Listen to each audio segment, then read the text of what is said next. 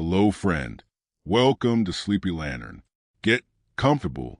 Tonight we step inside Buckingham Palace itself on a single ordinary day near the end of Queen Victoria's reign and spend it there to discover what the place actually felt like while someone was living inside it. Behind the rooms the outside world already knew about sat hundreds more that almost nobody beyond the household ever entered. Bedrooms warmed by small private fires. Sitting rooms of family used the moment no guests were watching. Corridors that seemed to belong to an entirely different building once the clock passed midnight. Kitchens tucked far away from the dining rooms they fed. And a garden so quiet and so enclosed that stepping into it could make the whole of London feel like it belonged to somewhere else entirely. A guest arriving that evening might pass beneath every bit of ceremony a royal palace is supposed to offer, and then simply spend the rest of the night eating, talking, dressing for dinner, and finally falling asleep inside a building that was underneath all of it also somebody's actual home. And the entire time this was happening, a second, quieter world moved around everyone almost without being noticed, holding the whole enormous place together. That is the palace we are visiting tonight. Not the one behind the railings, but the one that actually breathed. Before we go any further, if this kind of history helps you drift off, a like or subscribe genuinely helps this little channel reach someone else who might need it tonight. 2. I would love to know where you're listening from right now. So, tell me in the comments. Maybe you are somewhere quiet in Florida with the ceiling fan turning slowly overhead.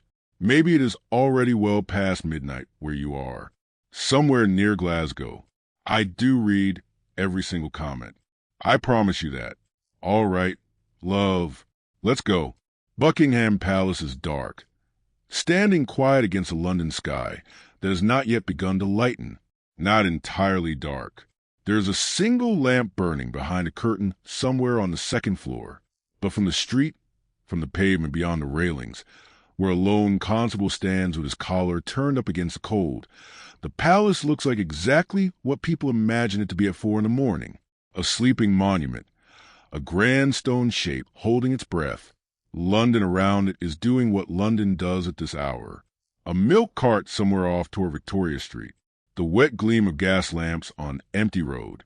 Fog sitting low over the park the way it does most mornings in this particular decade. Thick and a little sour with coal smoke even before anyone has lit a fire. But behind the railings, behind the dark windows, the palace is already awake. Not the part of it anyone outside would recognize as the palace. Not the stadiums, not the ballroom, not the long red carpeted hush of the rooms tourists will one day file through with their hands clasped behind their backs. Those rooms are still black and silent. Chairs draped, chandeliers unlit, waiting. The palace that is awake right now is the other one. The one underneath and behind and beside the famous one. A door 2 floors below street level opens onto a stone passage lit by gas jets turned low, and a woman carrying an armful of folded linen walks quickly along it, her shoes making a particular flat sound against the flagstones that she has made so many thousand times she no longer hears it. Somewhere further along that same passage, a kitchen range that has never fully gone cold overnight is being coaxed back up to a working heat. The iron door of it opened, ash-rad, coal added, the first low orange glow beginning to climb again after a night of quiet banking. Somewhere above it all, a small brass bell mounted on a board with dozens of others gives a short, sharp jangle. A young woman with an armful of linen is already moving before the sound has finished. The day has begun quietly, the way it always begins in this particular building, long before anyone upstairs has any real reason to suspect it, and it will go on this way, unseen and unhurried, for many hours yet before a single guest ever steps to the grand front doors, before a single candle is lit in a room built to hold a crowd, before anyone standing outside those gates ever suspects how much has already happened behind the stone. There is a particular quality to this exact hour of the morning that repeats itself inside this building every single day of the year, regardless of season, regardless of whatever the coming day happens to hold. The stillness outside never quite matches the activity already underway inside. And anyone stepping through that plain lower door for the first time would likely be startled by the gap between the two, a sleeping city on one side of the stone, and a household already fully quietly awake on the other. It has been this way for longer than anyone currently working inside these walls could say with any real certainty. Generation after generation of the same careful, unglamorous rhythm repeating itself before dawn, largely unwitnessed, largely unrecorded, and yet entirely essential to everything the day ahead will eventually become. A rhythm so old and so thoroughly practiced that it has by now worn its own quiet groove into the very stone of the place, into the worn hollows of the back stairs, and a particular creak of a service door that has swung open at exactly this hour for longer than any single person's memory could reach. Queen Victoria wakes, as she nearly always does, a few minutes before anyone comes to wake her. She's done this for so many years that her body no longer needs a small tap on the door, the soft word from the next room. She simply opens her eyes in the gray half-light of her bedroom, lies still for a moment the way most people do, getting her bearings, remembering which day this is, and then she reaches for the small clock on the table beside her bed and holds it close enough to read. It is not yet 7. Her bedroom is not what most people would imagine when they picture a queen's chamber. It is not enormous. It is not cold and marble and echoing. It is, if anything, close to cozy. A fire already burning low and steady in the grate, because someone came in and built it up nearly an hour ago while she slept, the curtains still drawn against the last of the darkness outside, the furniture heavy and dark, and entirely without the kind of showy gilt a stranger might expect. There are photographs everywhere, on the mantelpiece, on a small table near the window, on the wall beside the bed itself, dozens of them. Children, grandchildren, and one face that appears more than any other, a man with dark curling hair and a serious, gentle expression, photographed and painted and sculpted in miniature so many times throughout this room that a visitor unfamiliar with the household might assume correctly that this room belongs to someone still deeply attached to someone no longer living. She does not linger on this thought this morning. She has learned over the years when to let herself sit with it, and when to simply move past it and get on with the day. And this particular gray Tuesday calls for the second. She rings. The bell she uses is a small pull beside the bed, connected by a wire to a room some distance away, where a specific set of ears is always listening for exactly this sound. And within perhaps 90 seconds a soft knock arrives at the door, and her dresser enters. Her name, for our purposes tonight, is Mrs. Lele, and she has served the Queen in this particular capacity for 11 years, long enough to know without being told which black dress this is going to be, long enough to have the entire morning sequence, washing, hair, dress, jewelry, worked into a rhythm that requires almost no conversation to complete correctly. Today, like most days, follows that same practice order. Mrs. Anninsley has already been in the dressing room this last half hour, and everything the Queen will wear today is laid out with a kind of precision that took years to develop into instinct.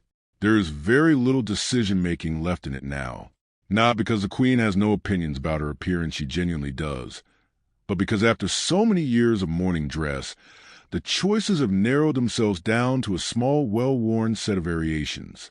Black silk or black crepe, depending on formality. This brooch or that one. The lace cap with a wider border or the narrower one. Small differences that would be invisible to almost anyone outside this room carry real meaning inside it. The washing comes first.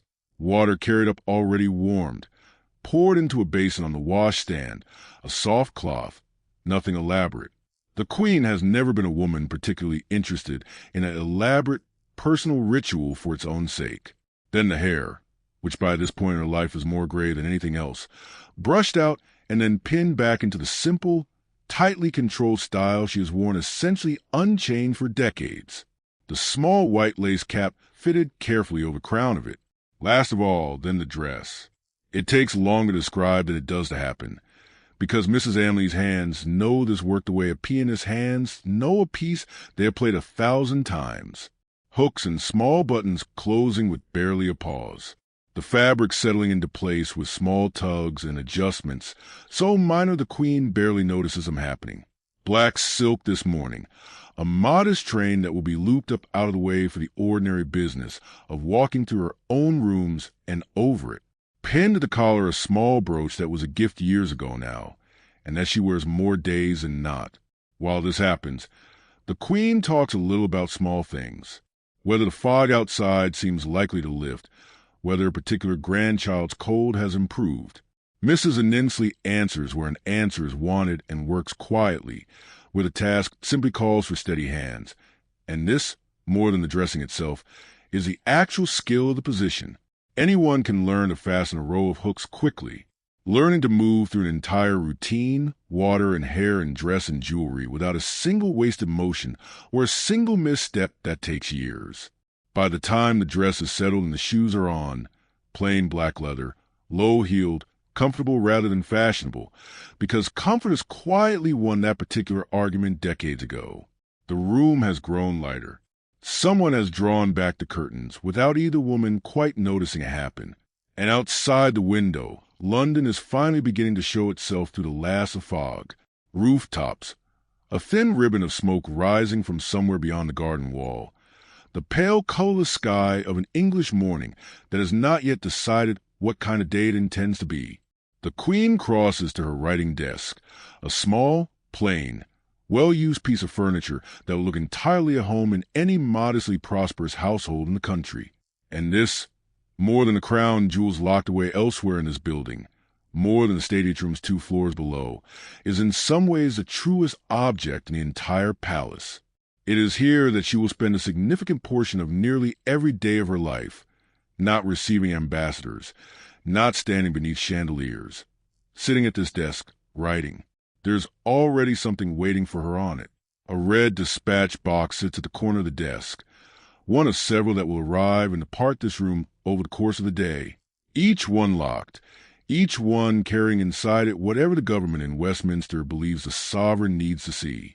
Ministers write to her constantly, not letters exactly, more like reports, summaries, drafts of decisions already half that still required by law and custom and real. Constitutional weight, her attention, and often her opinion. She reads quickly and writes decisively. Small, firm handwriting covering the margins of documents that will travel back out to the same locked box within the hour, carrying comments that a prime minister somewhere across the city will read with considerably more attention than most of his own cabinet colleagues would like to admit. This morning there is also a letter separate from the official business in handwriting she recognizes immediately and opens first to spite herself. A daughter married into a household on the continent, writing about a grandchild's tooth, a minor illness now past, a small domestic complaint about a servant that has nothing whatsoever to do with the business of nations, and everything to do with the business of being a mother whose children have scattered themselves across half of Europe. She reads it twice, down 2 floors and along a corridor that no guest of this palace will ever walk through. A very different kind of morning is well underway. The kitchens have been working for close to 2 hours already, not at full pace.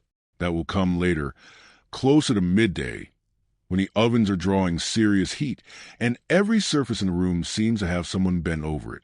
But the early work is already substantial. Bread from yesterday's baking is being sliced. A large kettle is coming to boil for the first of what will be many pots of tea and coffee served throughout this building today, not only to the family upstairs, but to secretaries and equerries and pages and the household's own senior staff, all of whom have their own version of breakfast happening in their own rooms according to their own rank, because rank in this building determines nearly everything, including quite precisely where a person is permitted to eat and what they're served while doing it.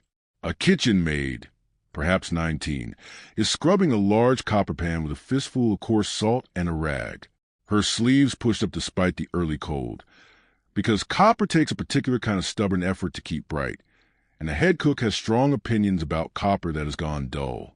Somewhere behind her, a delivery has just arrived at the service entrance, a cart from one of the palace's regular suppliers, and 2 men are unloading crates of vegetables still faintly damp with morning dirt, counting them off against a list held by a stern-looking woman in a dark dress who is in the hierarchy Of this particular corner of the building, someone whose word on the quality of the cabbage is considered essentially final. This is the part of Buckingham Palace that has no portrait painted of it. No one has ever commissioned a formal image of a kitchen made scrubbing copper at 7 in the morning. And yet, without her, and without perhaps 200 people very much like her scattered through this building right now, none of what happens later today, the dinners, the receptions, the quiet, elegant hum of a household that appears to require no visible effort at all will be possible. Back upstairs, the news that arrived earlier by messenger has now reached the person who most needs to know about it. A guest expected this evening. A relative of some standing traveling from the continent has sent word that changed circumstances, a shifted train connection, a wish to avoid arriving too late in the evening mean the visit will now begin several hours earlier than planned. Not dramatically early, not a crisis by any reasonable measure, but early enough that a room that was to be finished by late afternoon now needs to be finished by early afternoon instead. Early enough that a carriage scheduled to meet a particular train now needs to meet an earlier one. Early enough that in a household run on the kind of precise, quiet clockwork this one depends on, a small ripple has just been sent through the entire day. The Queen is informed of this over her own breakfast, which by now has arrived on its tray. Tea, toast, a little fruit, nothing especially grand. She has never had much appetite for grand breakfasts, and has said so more than once to attendants, who occasionally still try, out of habit or hope, to tempt her with more. She receives the news of the changed schedule with the mild practiced calm of a woman who has managed roughly 10,000 mornings, very much like this one. Gives a brief instruction about which room should be checked first, and returns her attention to the letter from her daughter, the one about the grandchild's tooth. Somewhere below her, that single brief instruction is already setting a dozen smaller instructions in motion. A housekeeper is being informed particular guest bedroom, already in reasonably good order, but not yet finished to the standard expected for this evening, is being moved to the top of a mental list that a moment ago had it comfortably in the middle. Linen that was going to be changed at 3 o'clock will now need to be changed by noon. A fire that was to be lit an hour before the guest's expected arrival will now need to be lit closer to midday and kept carefully fed rather than simply lit and left, because nothing looks worse to an arriving guest than a room that feels as though someone only just remembered they were coming. None of this will be visible later. That is, in the end, the entire point of it. To understand how a building this size manages to function at all, you have to understand that almost nothing in it happens by accident, and almost no one in it does whatever task happens to be nearest. There is a structure here as rigid in its own way as any regiment, and every person working inside Buckingham Palace occupies a specific place within it, a place that determines not only what they do, but where they are permitted to go, which doors they may use, which staircases, which rooms, and even in some cases, which other members of staff they are expected to speak to, and which they are not. At the top of this structure sit the senior officials of the royal household, men with titles that sound almost military in their formality, responsible for everything from the Queen's official ceremonial life to the running of the household's enormous and complicated finances. Below them, inquiries and pages move to the more personal day-to-day business of royal life, arranging schedules, accompanying the Queen or other family members as required, managing the endless small logistics of a life lived partly in public and partly carefully not. Below them again, footmen in their formal livery, valet attending to the gentlemen of the household and its visitors, dressers like Mrs. Anninsley attending to the ladies, housemaids, kitchen staff arranged in their own careful hierarchy, from head cook down through the ranks to the youngest kitchen maid still learning which pan goes where. Messengers running notes and instructions between offices too far apart for a single person to manage by voice alone. Coachmen and grooms attached to the stables rather than the house itself. But every bit is essential to how the day unfolds. Rank here determines nearly everything, and it does so through channels that would be almost invisible to an outsider. It determines the uniform a person wears, right down to details of braid and button that mean nothing to a casual glance, and everything to anyone trained to read them. It determines which meals a person eats and where. The senior staff dining separately and rather better than the junior staff in rooms of their own with their own particular etiquette that mirrors in a smaller and stranger way the etiquette practiced upstairs by the family they serve. It determines how close a person is permitted to come to the Queen herself, some staff working within a few feet of her on any given day, others spending entire careers inside this building without ever once being in the same room as her at all. And it determines perhaps most practically which doors a person uses. Buckingham Palace, behind its grand public face, is threaded through with a second architecture almost nobody outside its walls knows exists. Narrow staircases tucked behind panels that look from the statums like simple decorative woodwork. Corridors running parallel to grand ones, but level below or a few feet to the side, lit not by chandeliers, but by plain gas jets, their walls plain plaster rather than silk or gilt. A housemaid moving from one part of the building to another rarely, if ever, crosses the grand rooms themselves. She takes the back stairs, the service corridor, the discreet door tucked behind a curtain, or a section of paneling that a guest walking past would never think twice about might not even register as a door at all. This is by design, and it is old design inherited from generations of great houses before this one, where the entire philosophy of domestic service rested on a single principle. The work should be excellent, and the worker should be invisible. A guest should never see a bed being made. A guest should only ever see a bed already made, the room already warm, the fire already lit, as though the room simply arranged itself out of respect for their arrival. Which brings us to the bells. Every room of any significance in this building, and a great many rooms of no particular significance at all, is connected by a system of wires to a board somewhere in the depths of the building, where dozens of small bells hang in careful rows, each one labeled, each one corresponding to a specific room. Pull the cord in the Queen's dressing room, and a bell rings on that board with a particular recognizable position, and whoever is nearest, whoever is responsible for that section of the household on this particular morning is already moving before the sound has finished. It is a remarkably simple piece of technology, and it governs more than almost anything else in this building the entire rhythm of the day. A ring here means water is wanted. A ring there means a fire needs tending. A ring in a guest room on a day like today when a guest is expected several hours earlier than planned might mean any number of things, and whoever answers, it has learned through long practice to walk in quickly enough to be useful and quietly enough to seem as though they were simply passing by. A housemaid is answering one of these bells right now in a guest bedroom on the second floor, a room that this morning was in a state of ordinary, unhurried readiness, and this afternoon needs to be in a state of complete polished perfection considerably sooner than anyone had planned for.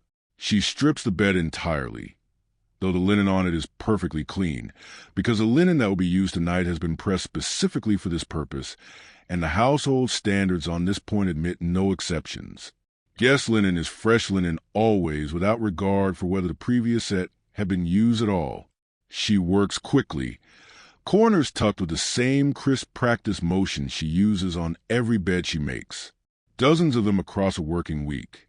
And behind her, another maid is already laying a fire in the small grate, kneeling on the hearth rug with kindling and a box of matches, coaxing a flame that will need to be tended and fed for hours before this room reaches a particular gentle warmth that a guest stepping in from a cold carriage will simply take for granted, will never think to wonder about, will simply feel and be grateful for without ever knowing why the room happened to be exactly the right temperature at exactly the right moment.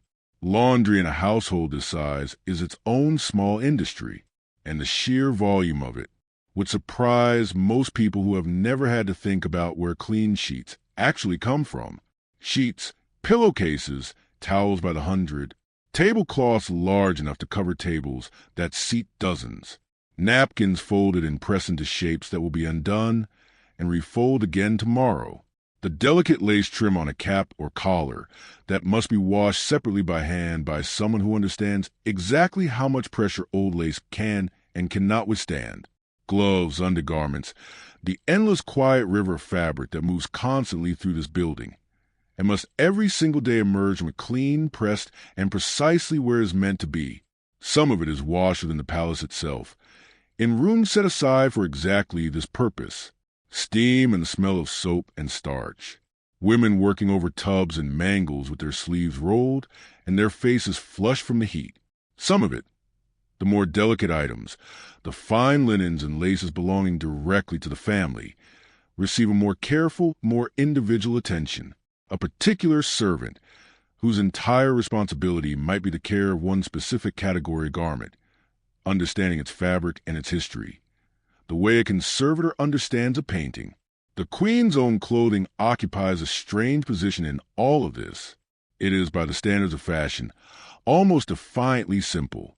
Black silk, black crepe, small variations in trim and cut that would mean nothing to most observers, and everything to Mrs. Aninsley, who has spent 11 years learning to read them. And yet the care that goes into maintaining even this deliberately restrained wardrobe is considerable. The mourning silks require particular handling. The lace of her caps is old and must be treated with real gentleness. Her shoes, plain and low-heeled as they are polished daily with the same devotion a footman brings to a formal court shoe worn only twice a year. Even simplicity, worn by a queen, turns out to require an enormous quiet effort to maintain. Elsewhere in the building, other kinds of objects are receiving their own quiet daily attention. Silver kept a room with its own particular lock and its own particular guardian, a man whose entire working life is organized around polishing, counting, and accounting for every piece that leaves that room and every piece that returns to it. Porcelain from services that have been in the family for generations, handled with a caution bordering on reverence, because a single chip plate from certain sets is not a minor inconvenience, but genuine, quietly panicked crisis for whoever was responsible for it at the moment it happened. Crystal catching gas light in 100 small fractures wherever it sits, waiting to be used. Clocks throughout the building, dozens of them, each one wound on its own schedule by a member staff whose job in its entirety is time. Making certain that no clock in Buckingham Palace is ever more than a minute or two out of agreement with any other, because a household run on precise timing cannot afford clocks that disagree with each other about what time it actually is. And then there are the paintings and the furniture and the countless smaller objects, gifts from foreign courts, pieces inherited across generations, small treasures tucked into cabinets and displayed on mantelpieces throughout rooms that most staff will walk past 1,000 times without ever really looking at them, because familiarity does that to almost anything, even objects that would leave a visitor from outside this building genuinely breathless.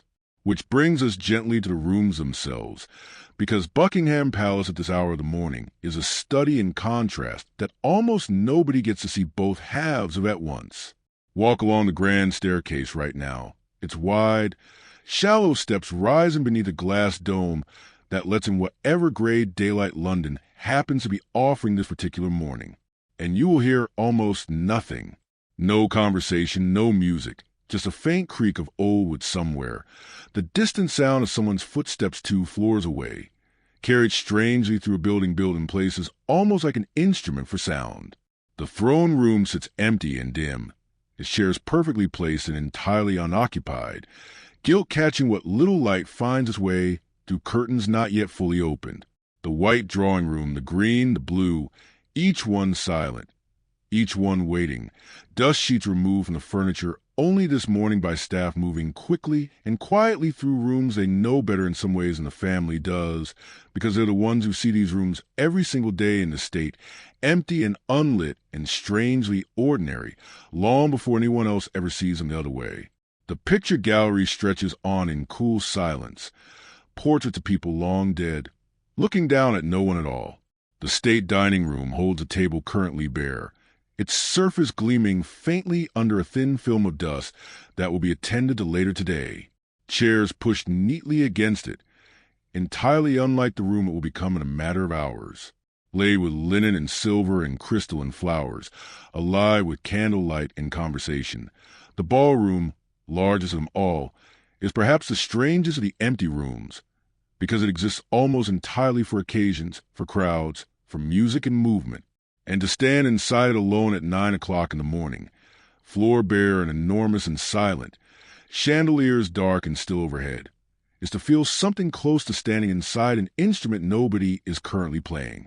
By this evening, some of these rooms will be transformed entirely. Right now, they are simply waiting. And somewhere behind a discreet door connecting the ceremonial world to the working one behind it, someone is already thinking carefully about exactly how and exactly when that transformation is going to happen. Beyond the palace itself, past a stretch of courtyard, most visitors never think to wonder about, sits an entire second establishment that runs on its own rhythm and answers to its own hierarchy, the royal mews. Here the work started even earlier than it did in the kitchens, because horses do not wait politely for a household to organize itself. And this morning, as every morning, grooms have been in the stable since well before dawn, mucking out stalls, checking hooves, feeding animals, whose upkeep is, in its own quiet way, as complicated and demanding as the upkeep of anything happening inside the palace walls. The smell out here is entirely different from the smell of the kitchens or the laundry rooms, straw and horse and leather, and the particular sharp cleanliness of harness polish. And the sound is different, too.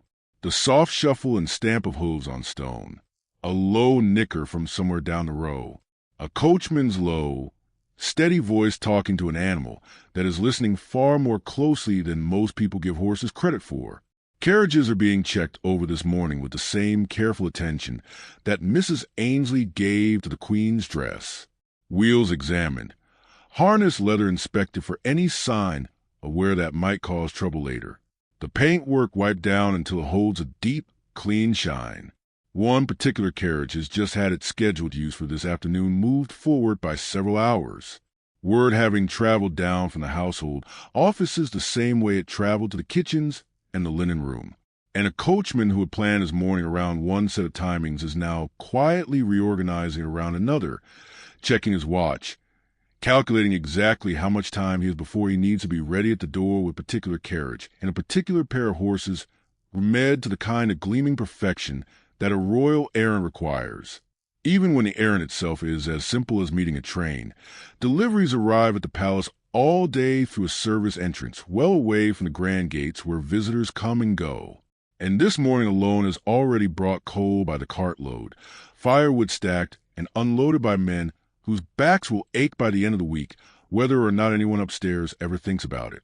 Crates of vegetables, a delivery of fish packed in ice that must be gotten into the coldest part of the kitchen stores within minutes of arrival, flowers from supplier who's been sending blooms to this address for years, and knows better than almost anyone exactly what the household prefers, and exactly how particular certain members of staff can be about a bruised petal or stem cut at the wrong angle.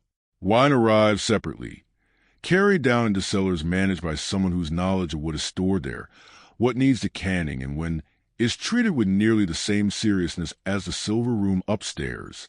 Laundry supplies, luggage in case of an arriving guest, carried in through a different door entirely from the one that guests will walk through themselves, so that by the time they step into their room this evening, their belongings will simply already be there, unpacked, arranged, as though they had never traveled at all.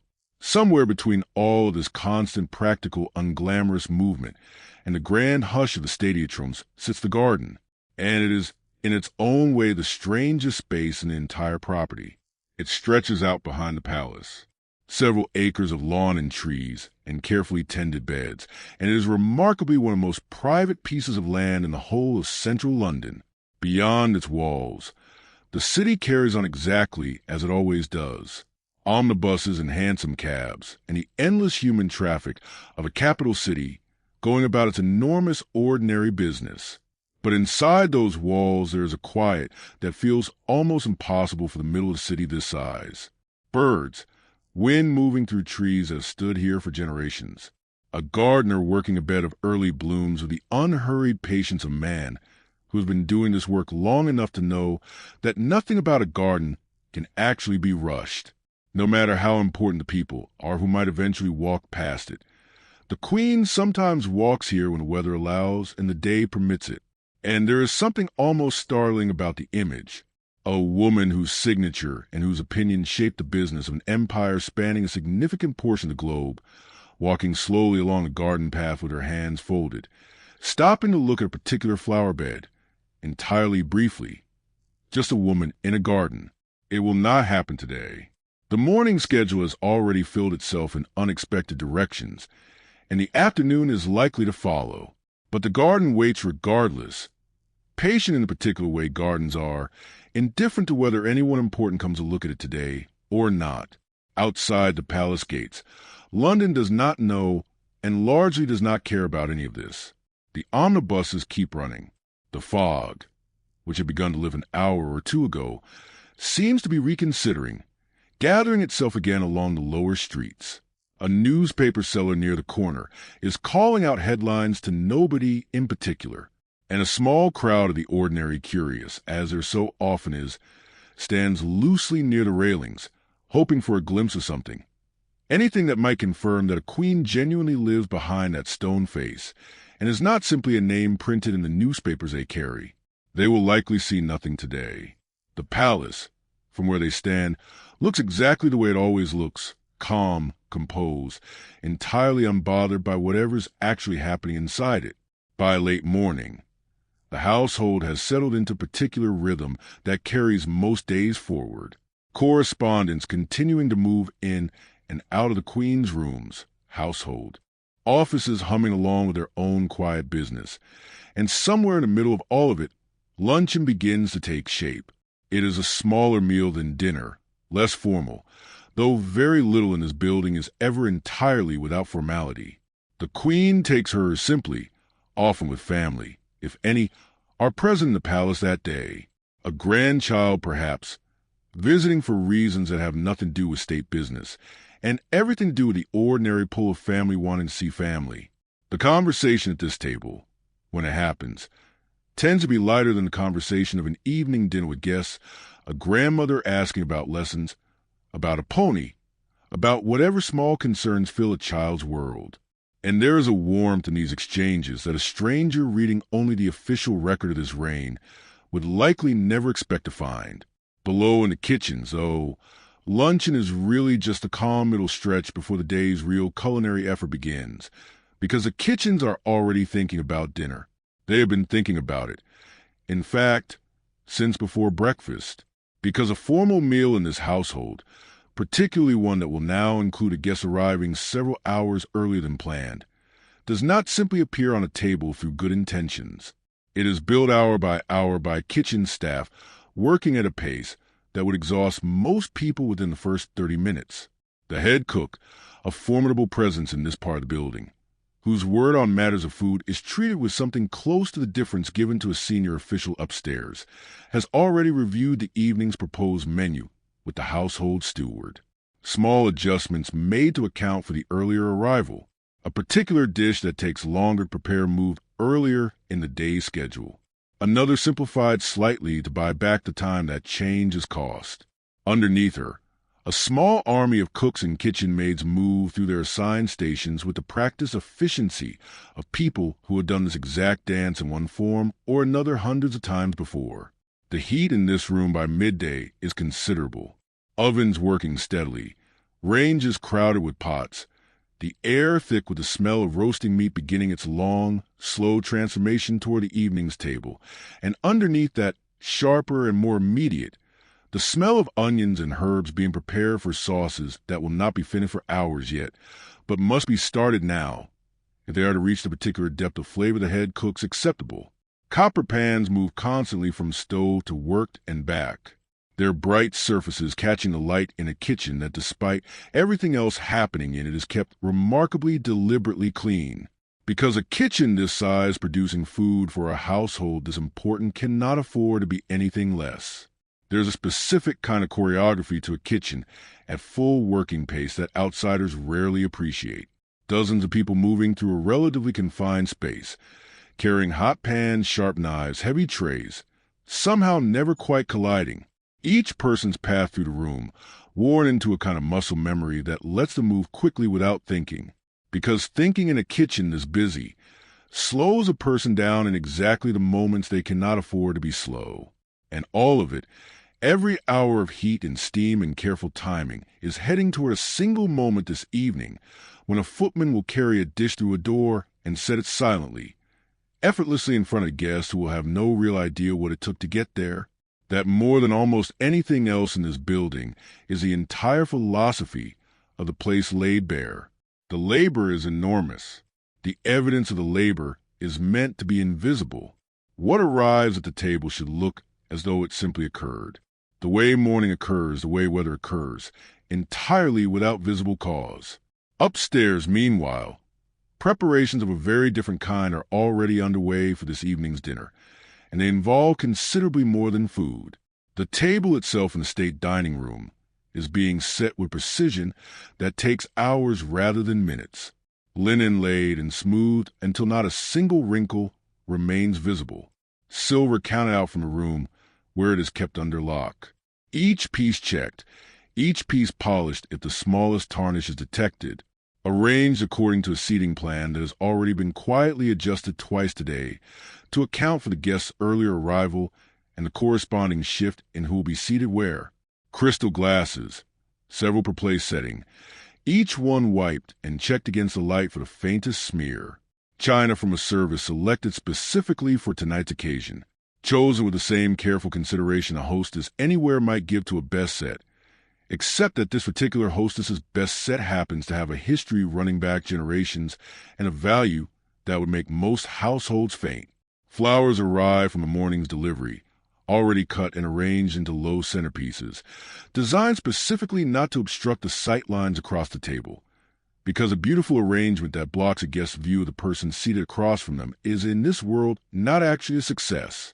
Candles are set into their holders, not yet lit, waiting for a specific hour this evening when a footman will move quietly around the table, lighting each one in turn, the room slowly transforming from ordinary daylight practicality into a particular golden hush that a formal Victorian dinner depends on for half its effect. And through all of it, footmen move in their formal livery, checking details, adjusting a fork by half an inch, standing back to consider the overall effect of the table the way a painter might step back from a canvas.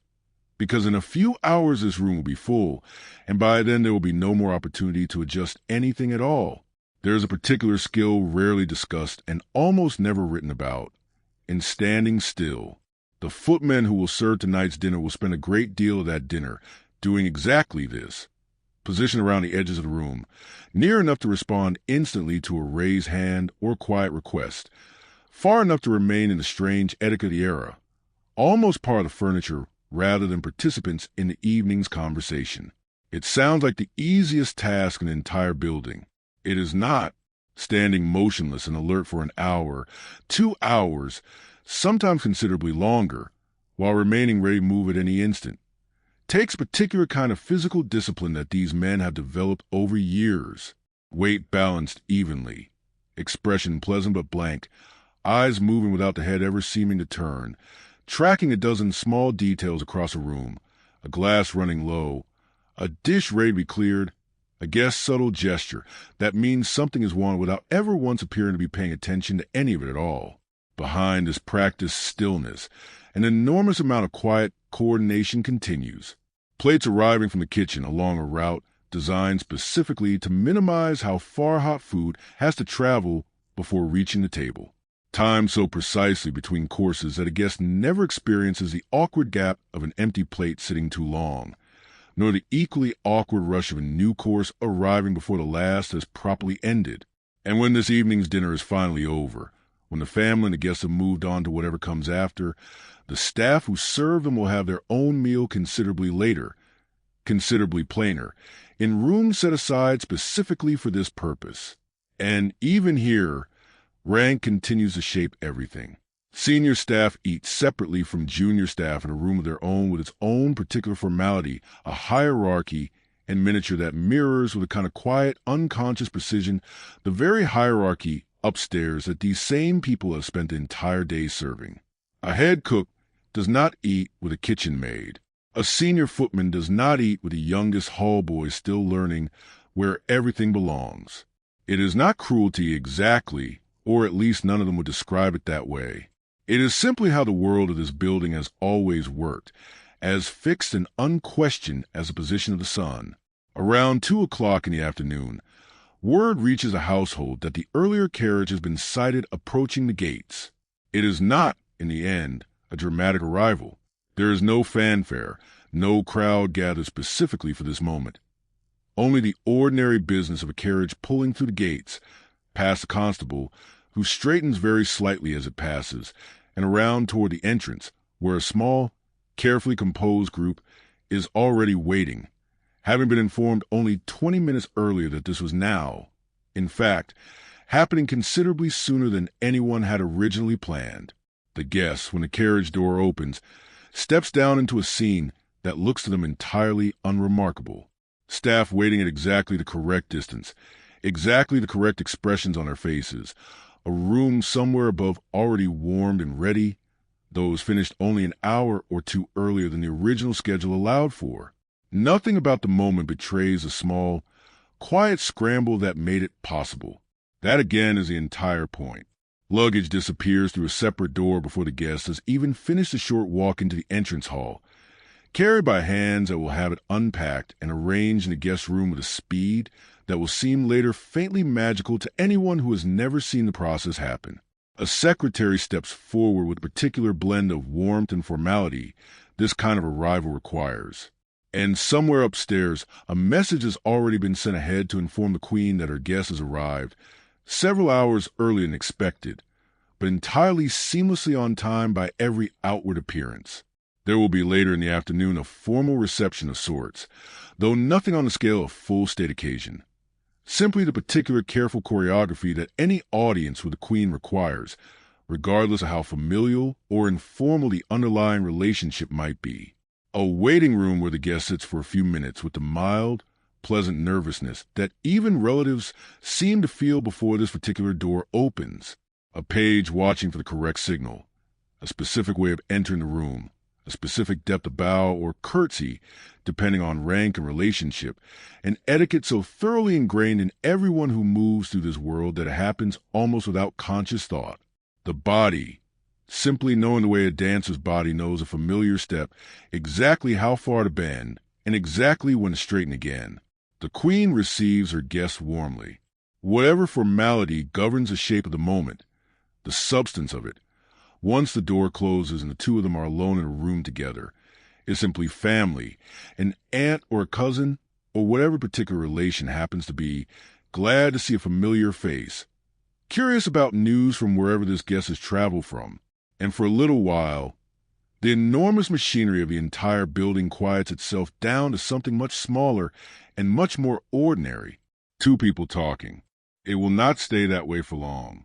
The evening still has a great deal ahead of it, but for this particular quarter of an hour in this particular room, Buckingham Palace is simply a house where someone has come to visit family, and that more than any of the grandeur surrounding it might be the truest thing that happens here all day. The afternoon that follows settles into something quieter, and this too is part of rhythm few outsiders ever get to see. The Queen returns for a while to her private sitting room, a space that has almost nothing in common with the grand rooms downstairs, sharing with them only the same roof and the same walls. It is comfortable in a way that would not look out of place in any well-off household in the country. Deep chairs, more photographs, a fire that has been kept steadily fed all day by staff moving in and out so quietly that a person sitting with her back to the door might genuinely not notice them coming and going. She writes more letters here. She reads. Sometimes her eyes tire more easily than they once did, and she has never entirely lost her irritation at that particular truth of growing older. Occasionally, a grandchild is brought in to see her briefly, a small formal visit that softens almost immediately into something much less formal once the child realizes that this particular grandmother, whatever else the world says about her, is fundamentally delighted to see them. Music enters the afternoon sometimes, too, in one form or another. The Queen has always had a genuine feeling for it, not the polite, dutiful appreciation that court life often demands of people, regardless of their actual taste, but something closer to real pleasure. And on an afternoon like this one, with family visiting and no pressing state business demanding her immediate attention, there is time for a little of it. Perhaps a grandchild plays something learned recently and imperfectly, and she listens with far more patience and warmth than the performance strictly earns, because patience and warmth in this particular relationship matter considerably more than technical accuracy. Perhaps later, there is something more accomplished, a piece she has always been fond of, filling the room for a few minutes with something that has nothing whatsoever to do with correspondence or ministers, or the endless quiet weight of being who she is.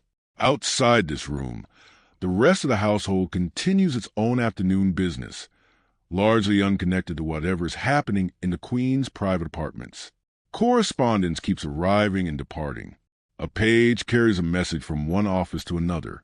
In the kitchens, the afternoon has become, if anything, busier than the morning. The evening's dinner now close enough that every dish on the menu is somewhere in active preparation, sources reduced to their final consistency. Meat basted and checked and basted again. The head cook moving between stations with an expression of fierce concentration that junior staff have learned through hard experience not to interrupt unless it is genuinely necessary. Somewhere around 4 o'clock, the light outside begins its slow autumn or winter retreat, depending on the season, and lamps throughout the building begin one by one to be lit. This is its own small daily operation, staff moving room to room with the particular tools of the task, and it marks more reliably than any clock the shift from afternoon into evening, from the day's business into the day's performance. Because evening in a household like this one is when the performance truly begins, and the preparation for it, already well underway, now accelerates into its final and most demanding stage. In the Queen's dressing room, Mrs. Hensley has laid out a different black gown from this morning's more formal. The silk slightly richer, the trim slightly more considered, appropriate for a family dinner that will nonetheless carry the weight of formality. This household applies to nearly everything. Jewelry has been selected, more of it than the single brooch worn this morning. Pieces chosen with the same quiet deliberation as everything else in this building. Each one carrying its own history, its own particular weight of memory and meaning that only the Queen herself and perhaps Mrs. Emily, after 11 years of close attendance, could fully explain. Elsewhere in the household, similar preparations are unfolding on a much larger scale. Footmen are dressing in their formal evening livery, brushed and immaculate, every button checked. Uniforms with their particular decorations are being laid out for members of the household whose evening role requires them. Flowers already arranged this morning are being checked once more for freshness before the dining room's final transformation. Lighting throughout the ground floor staterooms is being tested and adjusted. Gas jets and in certain rooms now fitted for it. The newer electric lighting that the household has begun cautiously introducing alongside the old. A small, quiet revolution happening room by room that most guests, dazzled by candlelight and crystal, will never think to notice at all. The guest list for tonight, already settled days ago, but adjusted slightly this afternoon to account for the day's small changes, has been finalized, and with it the seating plan, a document that carries far more weight in this world than its plain appearance would suggest. Precedence and relationship, and old half-forgotten grievances, all factored carefully into who sits where. A puzzle solved by a household secretary with the kind of patient attention most people reserve for matters of considerably greater apparent importance. And slowly, gradually, room by room, the entire enormous machinery of Buckingham Palace begins turning itself quietly and almost invisibly from a private household going about its private business into the public face of a monarchy about to receive its evening guests. It is worth pausing here for a moment on the quieter mechanics of a building this size. The things that make it possible for so many people to live and work inside it at once without the entire arrangement grinding to a halt under its own weight. Heat is perhaps the largest and most constant of these problems.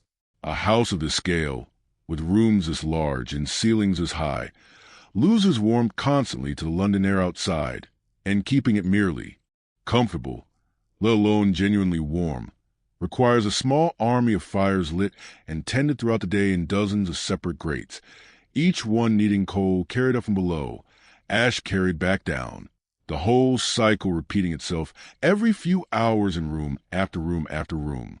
The newer parts of the building have begun to see other kinds of heating tested alongside the old open fires.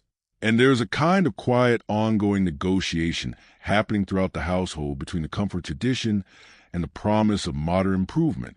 A negotiation that shows no sign of resolving itself quickly.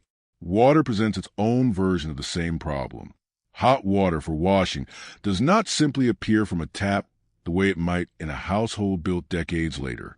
Much of it is still carried jug by jug up staircases and along corridors by housemaids whose arms and shoulders bear the quiet daily cost of this labor in ways nobody upstairs is ever meant to think about. Baths where they are taken, particularly the full baths and the dedicated bathing rooms, are their own small production. Water heated below and carried up, poured, tested, topped up as needed. An operation involving several people and a fair amount of time for what a later century will consider the simplest, most unremarkable act imaginable, turning a tap and stepping into a full and steaming tub. Plumbing throughout the building exists in a strange halfway state common to grand houses of this particular era, some of it genuinely modern, some of it still relying on methods that would have been familiar to servants working in the same building decades earlier. The bell system, wired throughout nearly every important room, represents in its own way the most successful piece of household technology this palace has. Simple, reliable, and entirely dependent, in the end, not on any mechanism, but on the people listening at the other end of the wire, ready to move the instant a small brass bell gives its short, sharp ring. Lighting, too, is caught between two eras. Gas jets still light most of the building, their particular warm, slightly unsteady glow visible in nearly every corridor and room. But certain spaces chosen carefully have begun to see the newer electric lighting installed. A change met inside the household with a mixture that ranges from genuine enthusiasm to deep, quiet suspicion. Older staff sometimes muttering that the old gas light was perfectly good enough. Thank you, and had served the household well enough for years before anyone felt the need to change it. None of this, the fires and the water and the wiring and the careful daily maintenance of an aging, enormous, constantly evolving building, is ever visible to a guest arriving this evening. They will simply feel a warm room. They will simply see a lit hallway. They will simply turn on a tap in the rooms where taps now exist, and water will simply come. And none of them will spend even a passing thought on the person who carried coal up 4 flights of stairs 3 separate times today to make sure that particular warmth was waiting for them when they arrived. Let me tell you a little about one of these people specifically, because it is easy telling a story like this one to speak of servants and staff and household hierarchy as though they were simply categories, functions, roles rather than actual people living actual lives inside this building. The housemaid who laid the fire in the guest room earlier today, the one whose name we have not yet mentioned, is called Susan, and she is 22 years old, and she has worked at Buckingham Palace for just over 3 years, having come to position through a recommendation from a housekeeper at a much smaller establishment where she worked previously, a country house perhaps a third the size of this one, where she first learned the particular skills that eventually brought her here. She shares a room, small but her own, with another housemaid closer to her own age, and the two of them have become over the years something close to real friends. The kind of friendship that grows specifically out of shared exhaustion and shared small triumphs. A particularly difficult stain finally removed from a carpet. A fire that catches on the first try on a cold morning when nothing seems to want to light. Susan rises before 5 most mornings and rarely finishes her work before 9 at night. And the wages she earns for this, modest by any measure beyond the standards of domestic service itself, and nonetheless sent home in careful, regular portions, to a family in a village some distance from London, a mother and 2 younger siblings, who depend in part on money earned by a young woman polishing grates and carrying linen to the corridors of a building she has never once in 3 years walked through, the front of. She does not resent this particularly, or at least she has never said so to anyone, including herself, in the quiet moments before sleep, when a person's honest feelings tend to surface, whether invited or not. It is simply the shape her life has taken. And within that shape she has found small satisfactions, a fire well laid, A room set exactly right. The quiet pride of knowing that whatever a guest experiences tonight in that particular bedroom, warmth and comfort, and the sense of having been genuinely, thoughtfully looked after, exists because of work she did with her own two hands. Work that guests will never know her name for. Work that will nonetheless outlast in its small, quiet way whatever brief impression the guest visit leaves on a household's memory. This is in the end the actual human material this entire building is built from. Not marble, not gilt. People like Susan, thousands of them across the decades this palace has stood doing careful, invisible work, so that a much smaller number of people can move through rooms that feel to them effortlessly, magically comfortable. By 7 in the evening, the transformation the household has been, quietly building toward all day, is essentially complete. The stadiatrums that stood dark and silent this morning are now fully alive with light, candles burning steadily in their holders. The newer electric fittings glowing in the rooms that have them. Gas jets turned up throughout the rest of the building to their full warm brightness. The state dining room, bare and dusty at 9 this morning, is now laid with precision that took the better part of the day to achieve. White linen catching the candlelight. Silver gleaming crystal glasses, standing in careful rows waiting to be filled. Flowers arranged low enough not to block a single sight line across the table. Footmen stand ready near the doors, immaculate in their evening livery. Their earlier day of checking shoes and polishing silver and standing in for last-minute rehearsals of exactly this moment now entirely behind them, replaced by the calm, alert stillness that will carry them to the next several hours. Outside, carriages begin arriving at the main entrance, one after another, at carefully spaced intervals that some unseen household hand has clearly arranged. Because nothing about this evening happens by accident, including the timing of arrivals, guests step down into light and warmth, and the particular hush of a building that has spent an entire day preparing for exactly this moment, greeted by staff positioned with an ease that gives no real hint of the frantic, careful choreography that made this ease possible. They are announced one by one, moving through rooms toward wherever this evening's gathering will assemble before dinner itself begins. And the household's guest, the one who arrived so many hours earlier than planned, is here too, dressed now for the formal evening ahead. The earlier scramble to prepare rooms several hours ahead of schedule, now entirely invisibly resolved. Nothing left of it but a room that looks and feels exactly as though it had been ready for days. Queen Victoria enters the gathering in the particular way she always does. A presence that draws every eye in the room without any obvious effort on her part to draw it. Dressed in her evening black jewelry chosen this afternoon by Mrs. Ninsley, now catching the candlelight with each small movement, she greets her guests with a mixture of formality and genuine warmth that defines nearly every social interaction of her later years. A queen and a grandmother and an aunt and a hostess. All four roles occupying the same body at the same moment, without any apparent contradiction, because by this point in her life, she has had decades of practice holding all of them at once. Dinner itself unfolds the way dinner, in this building, always unfolds. Course following course at intervals timed precisely enough that no guest ever experiences the slightest awkward gap or rush. Footmen moving with their practiced near-silent efficiency. Dishes arriving that represent each 1 hour of careful work in a kitchen 2 floors below that none of these guests will ever see or think about. The head-cooked sauces reduced all afternoon to their final rich consistency appear on the table with no visible evidence of the hours behind them. The meat roasted and basted and rested with such careful attention is carved and served with ease that erases entirely the labor of getting it to this exact state. Conversation moves around the table in particular currents such evenings always develop, some of it genuinely warm and personal between family members who have known each other for decades. Some of it more formal, the careful diplomatic small talk that any gathering, including guests beyond the immediate family, requires. The Queen participates in both registers with the same practiced ease she brings to nearly everything by this stage of her life.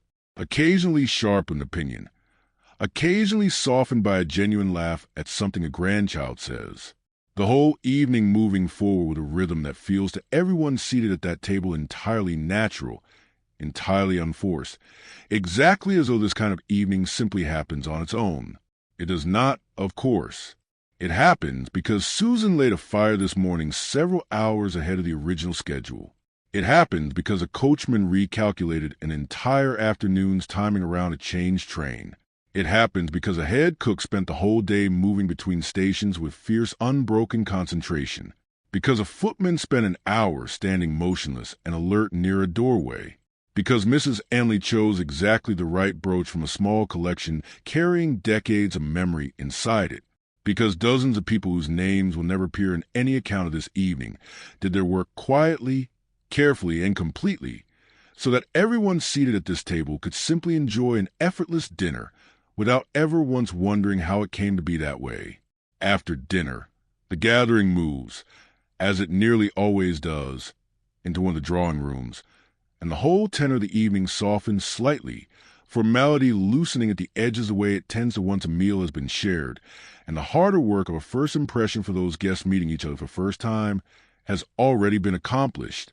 Coffee is brought in, and tea for those who prefer it, carried on trays by footmen whose evening is by no means over, but who move now with a slightly different rhythm than the tightly choreographed service of the dining room. Something a little more relaxed, though relaxed, is always a relative term in a room, where the Queen herself is present. Small groups form and reform around the room the way they do at any gathering. Conversation drifting between topics with particular meandering logic of people who are for the moment in no hurry to be anywhere else. Someone suggests cards and the table is arranged, and for a while the room holds that particular quiet concentration that card games produce, punctuated by small bursts of conversation or laughter when a hand goes unexpectedly well or badly. Elsewhere in the same room, a different conversation continues at a different pace. 2 or 3 people talking quietly near the fire about something that has nothing to do with the game at all. A piece of family news, an opinion about a recent piece of writing. The small ordinary currency of people who know each other well enough to talk about nothing in particular for sheer pleasure of talking. At some point, as so often happens on evenings like this one, someone moves toward the piano, and the Queen, watching for her chair with particular attention she has always reserved for music, allows herself to simply listen for a while, the conversation around her continuing at a lower register, respectful of the music without feeling obligated to stop entirely for it. Her feeling for music has never really left her, whatever else the decades have taken or changed. It was there in her younger years, long before any of the losses that have shaped so much of her later life. And it remains now in the few pleasures that seem to arrive entirely uncomplicated, without the weight that so many other parts of her life carry. She has strong opinions about performance, has always had them, and will occasionally offer a quiet comment afterward, a compliment or a general observation that carries considerably more weight with the person who receives it than she perhaps realizes, because a word of genuine praise from this particular woman, however quietly delivered, tends to be remembered for a very long time by whoever receives it. The evening continues this way for a while, drifting rather than progressing. The particular unhurried rhythm of family gathering that happens to be taking place inside one of the most famous buildings in the world. A fact that everyone in the room is of course perfectly aware of, and that none of them by this point in the evening is thinking about very much at all. That in its own way is a kind of success too, the enormous formal weight of the setting having gradually dissolved over the course of a shared meal and a shared evening into something closer to ordinary comfort. Gradually, though, the evening begins to wind down the way evenings do. Someone glancing at a clock, a slight shift in energy around the room that signals, without anyone needing to announce it, that the gathering is nearing its natural end. The guests who arrived so many hours earlier than planned this afternoon will retire soon to the room that was finished in such a hurry, and will sleep tonight most likely without the faintest idea of the small, quiet crisis that room represented for a handful of hours earlier today. The Queen herself begins in particular unhurried way she has to signal that her own evening is drawing to its close. There is no dramatic announcement of this. It is simply understood, communicated through small cues that everyone present is leered to read, a slight change in posture, a particular tone entering her voice, and gradually the room begins to reorganize itself around the reality that the evening's most important participant is preparing to leave it. Let me tell you a little now about someone else moving quietly through this evening, because the dining room tonight, for all its careful stillness, is full of people whose own private histories are just as real as the Queen's, even if history itself has never troubled to record them. One of the footmen who served tonight's dinner, standing for most of the evening near the far door with the particular disciplined patience the role requires, is a man named Thomas, 28 years old, tall in a way that footmen are so often specifically chosen to be tall, a certain uniform height, and bearing among the household's footmen, having become over the decades something close to an unspoken requirement. Men selected in part for how well they will look standing in match pairs on either side of a doorway. He has been in service since he was 15, starting as little more than a boy carrying coal and running errands in a household considerably smaller than this one, working his way up through positions in households over more than a decade until a recommendation and no small amount of good fortune brought him here 4 years ago. He is, by the standards of his own world, doing well. The wages are good, considerably better than most positions in domestic service outside a handful of the grandest households in the country. And there's a certain quiet prestige within the world he moves into being able to say that one serves at Buckingham Palace, even if the actual daily reality of the work is considerably less glamorous than the phrase suggests to outsiders. He sends money home, too, like Susan, to a father whose health has not been what it once was. And there is a particular satisfaction in that, a feeling of having become through this strange and demanding and often exhausting work, someone capable of genuinely helping the people who raised him. Standing near that door tonight, watching the room without appearing to watch it, he thinks about almost nothing beyond the immediate task in front of him, a glass that needs refilling, a plate ready to be cleared. And this, too, is part of the skill of the position, a kind of practiced emptying of the mind that leaves room for nothing except the next small necessary action. It is not an unpleasant way to spend an evening. Exactly, though it is not what most people watching him from across the room would imagine his inner experience to be. There's a kind of calm in it, a kind of quiet if he is honest with himself, that he does not always find in the noisier, more chaotic moments of his life outside these walls. Later tonight, once the guests have retired and the dining room has been cleared and the silver counted and returned to its locked room, Thomas will finally sit down to his own meal, later and plainer than anything served upstairs this evening, in a room with the other senior footmen, where the conversation will be relaxed in a way it can never be while standing at that door. Jokes exchanged, small complaints about a particularly demanding moment in the evening service, the ordinary decompression of people who have spent hours holding themselves carefully still and are finally, blessedly, allowed to relax. This is a part of palace life that almost never makes it into any account of an evening like tonight's. The quiet, human, entirely ordinary lives running underneath the grand occasion. Footmen who are also sons sending money home. Housemates who are also friends sharing a small room and a great deal of exhaustion. A head cook whose fierce concentration in the kitchen this afternoon is balanced later tonight by a genuine and well-earned pride at having pulled off a menu adjusted at short notice, without a single visible flaw. The pan-ace runs on precision and hierarchy and formality. Yes, but underneath all of that it runs, as any large household eventually must, on people, ordinary people doing extraordinary amounts of careful, invisible work. The Queen withdraws from the drawing room a little before 11, moving through corridors that have by this hour quieted considerably from the busy, formal energy of earlier in the evening, though nothing in this building is ever entirely still. Not really, not even at this hour. Mrs. Aninsley is waiting in the dressing room, has been waiting for some time, in fact, anticipating correctly roughly when this particular evening would end, and the undressing that follows is in its way the precise reverse of this morning's careful assembly. Each element removed in order as practiced and unhurried as the order in which it was put on. The jewelry comes off first, each piece handled with real care, and returned to its case. Small clicks of clasps and settings that Mrs. Annesley could probably manage with her eyes closed after 11 years of exactly this motion. The gown follows, hooks and small buttons released one by one. The fabric lifted carefully away and hung already in the same fluid motion on its form in the wardrobe, ready for whatever attention it will need before it is worn again. There is a particular quality to this part of the evening that neither woman has ever quite put into words, though both of them would likely recognize it immediately if described.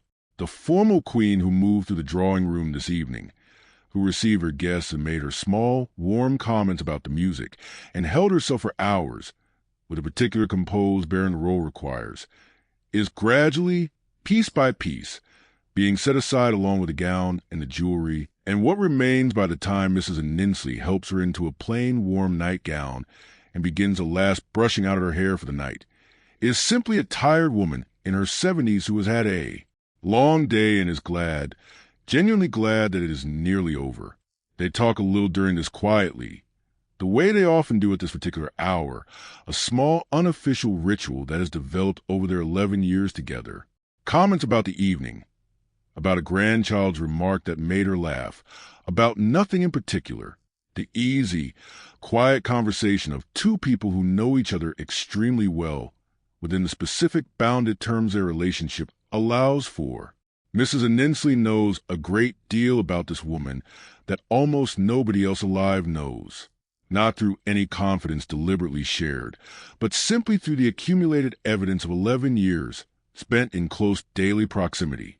The moods, the small habits, the particular way grief still surfaces sometimes in the middle of an otherwise ordinary evening, unannounced, present for a moment, and then quietly set aside again, the way so much else in this room gets quietly set aside. Tonight that particular grief does not surface, or if it does so quietly enough that neither woman feels a need to acknowledge it aloud. The evening has gone well. The unexpected early arrival was managed without incident. The dinner unfolded smoothly. The music was good. Her grandchild made her laugh twice. By the standards this particular woman has learned over a very long life to measure her days by, it has been a good day, and there is something in her posture as Mrs. Annesley finishes the last of the hair brushing that suggests she knows this and is quietly, simply grateful for it. The bed has already been turned down. The fire in the grate fed one final time for the night, and when Mrs. Annesley finally withdraws with a quiet good night, the room settles into the particular hush of a bedroom belonging to someone about to sleep, firelight moving faintly across the ceiling, the photographs on the mantelpiece and the walls holding their silent watch as they do every night, the same faces, the same frozen moments. Looking down on a room that has seen across the years considerably more joy and considerably more sorrow than its plain comfortable furnishings would ever suggest to a stranger walking in, and glancing around, she will read for a little while, most likely a small lamp burning low beside the bed, before finally setting the book aside and allowing herself at last to sleep.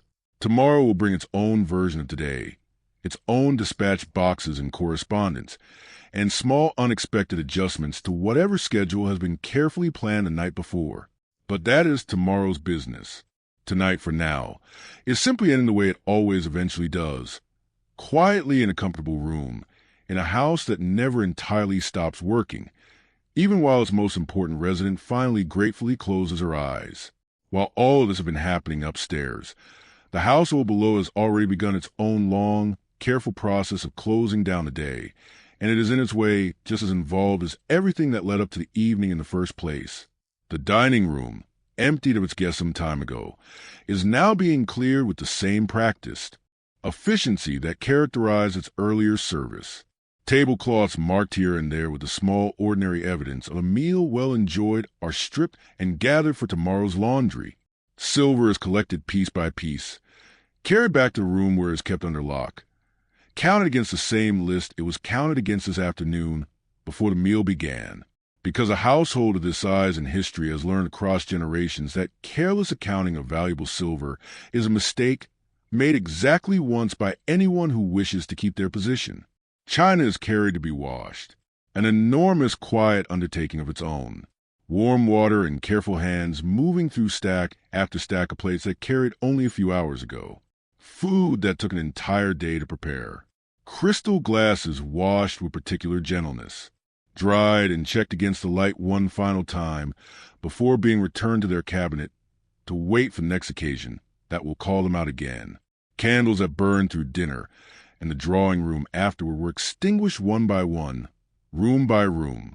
Wicks trimmed and wax scraped from holders that will need this attention repeated tomorrow and the day after. And every day this household continues to function. Curtains throughout the ground floor. Staterooms are drawn close against the London night. A small daily ritual performed by staff moving quietly from window to window, and fires that burn steadily through the evening are checked. Some allowed to burn down naturally overnight. Others banked carefully to hold a low, steady heat until morning, when they will be built back up again by hands, very much like Susan's, beginning the entire cycle over. In the kitchens, the day's real work is also finally drawing to its close. The head cook, who has been on her feet since before dawn with barely a pause beyond the briefest snatched moments to eat something herself, is finally allowing her shoulders to drop from the fierce upright concentration she has held all day. Pots are scrubbed, copper pans polished one final time, and hung back in their places.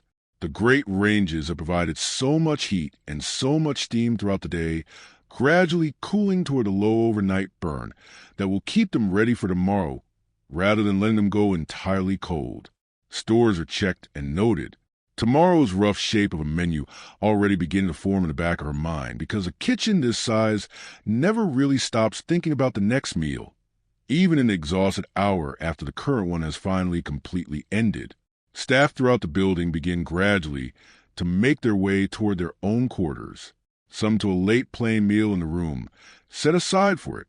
Senior staff separate from junior as always, others directly to bed, exhausted in particular satisfied way that comes from a long day of demanding physical work completed well.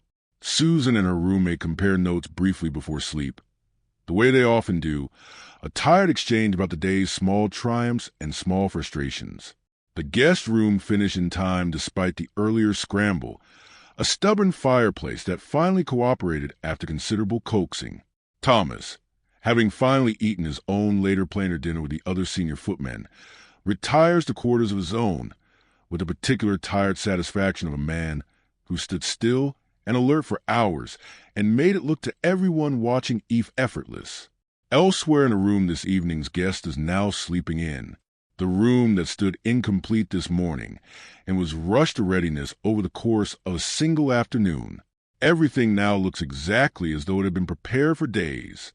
The guest, drifting towards sleep in an unfamiliar bed in an enormously famous building, hears faintly the particular sounds of great house settling for the night. A distant door closing somewhere below. Footsteps along a corridor that grow fainter and eventually disappear. The soft tick of a clock on the mantelpiece. The occasional low rumble of a carriage passing somewhere beyond the walls on a London street that never entirely goes quiet. And beneath all of it, faintly the sense, difficult to name precisely, but somehow unmistakable, of being inside a building that is not merely large, but genuinely carefully, attentively cared for. A feeling the guest could not explain if asked, and will likely never think to wonder about, and yet will carry away from this visit regardless the way a person carries away the memory of having been made, without quite knowing how to feel entirely at ease. Let's go back for a moment to early in the day, because there's a part of the household's daily rhythm we have not yet properly looked at, and it happened, as it so often does in the late morning, well before the guest's early arrival through the afternoon's careful timing into its brief, quiet scramble.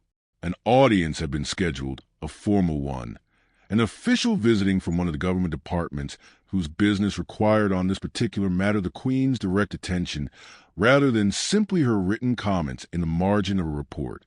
This is a different kind of event entirely from a family visit, governed by a layer of etiquette so precise and so thoroughly rehearsed throughout the household that it functions almost like a piece of theater performed the same way with only the smallest variations every single time it happens.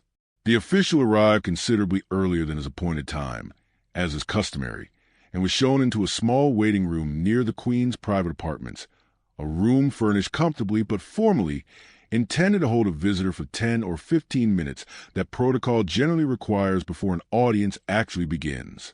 He waited there with particular blend of confidence and quiet nervousness that even experienced officials seemed to feel before this door, checking more than once to set his own coat, the position of a decoration pinned to it, running through in his mind a handful of points he intended to raise, though he had rehearsed them so many times already on the journey here that the rehearsal had started to feel almost superstitious, a ritual performed less for its practical usefulness, and more simply because stopping felt riskier than continuing.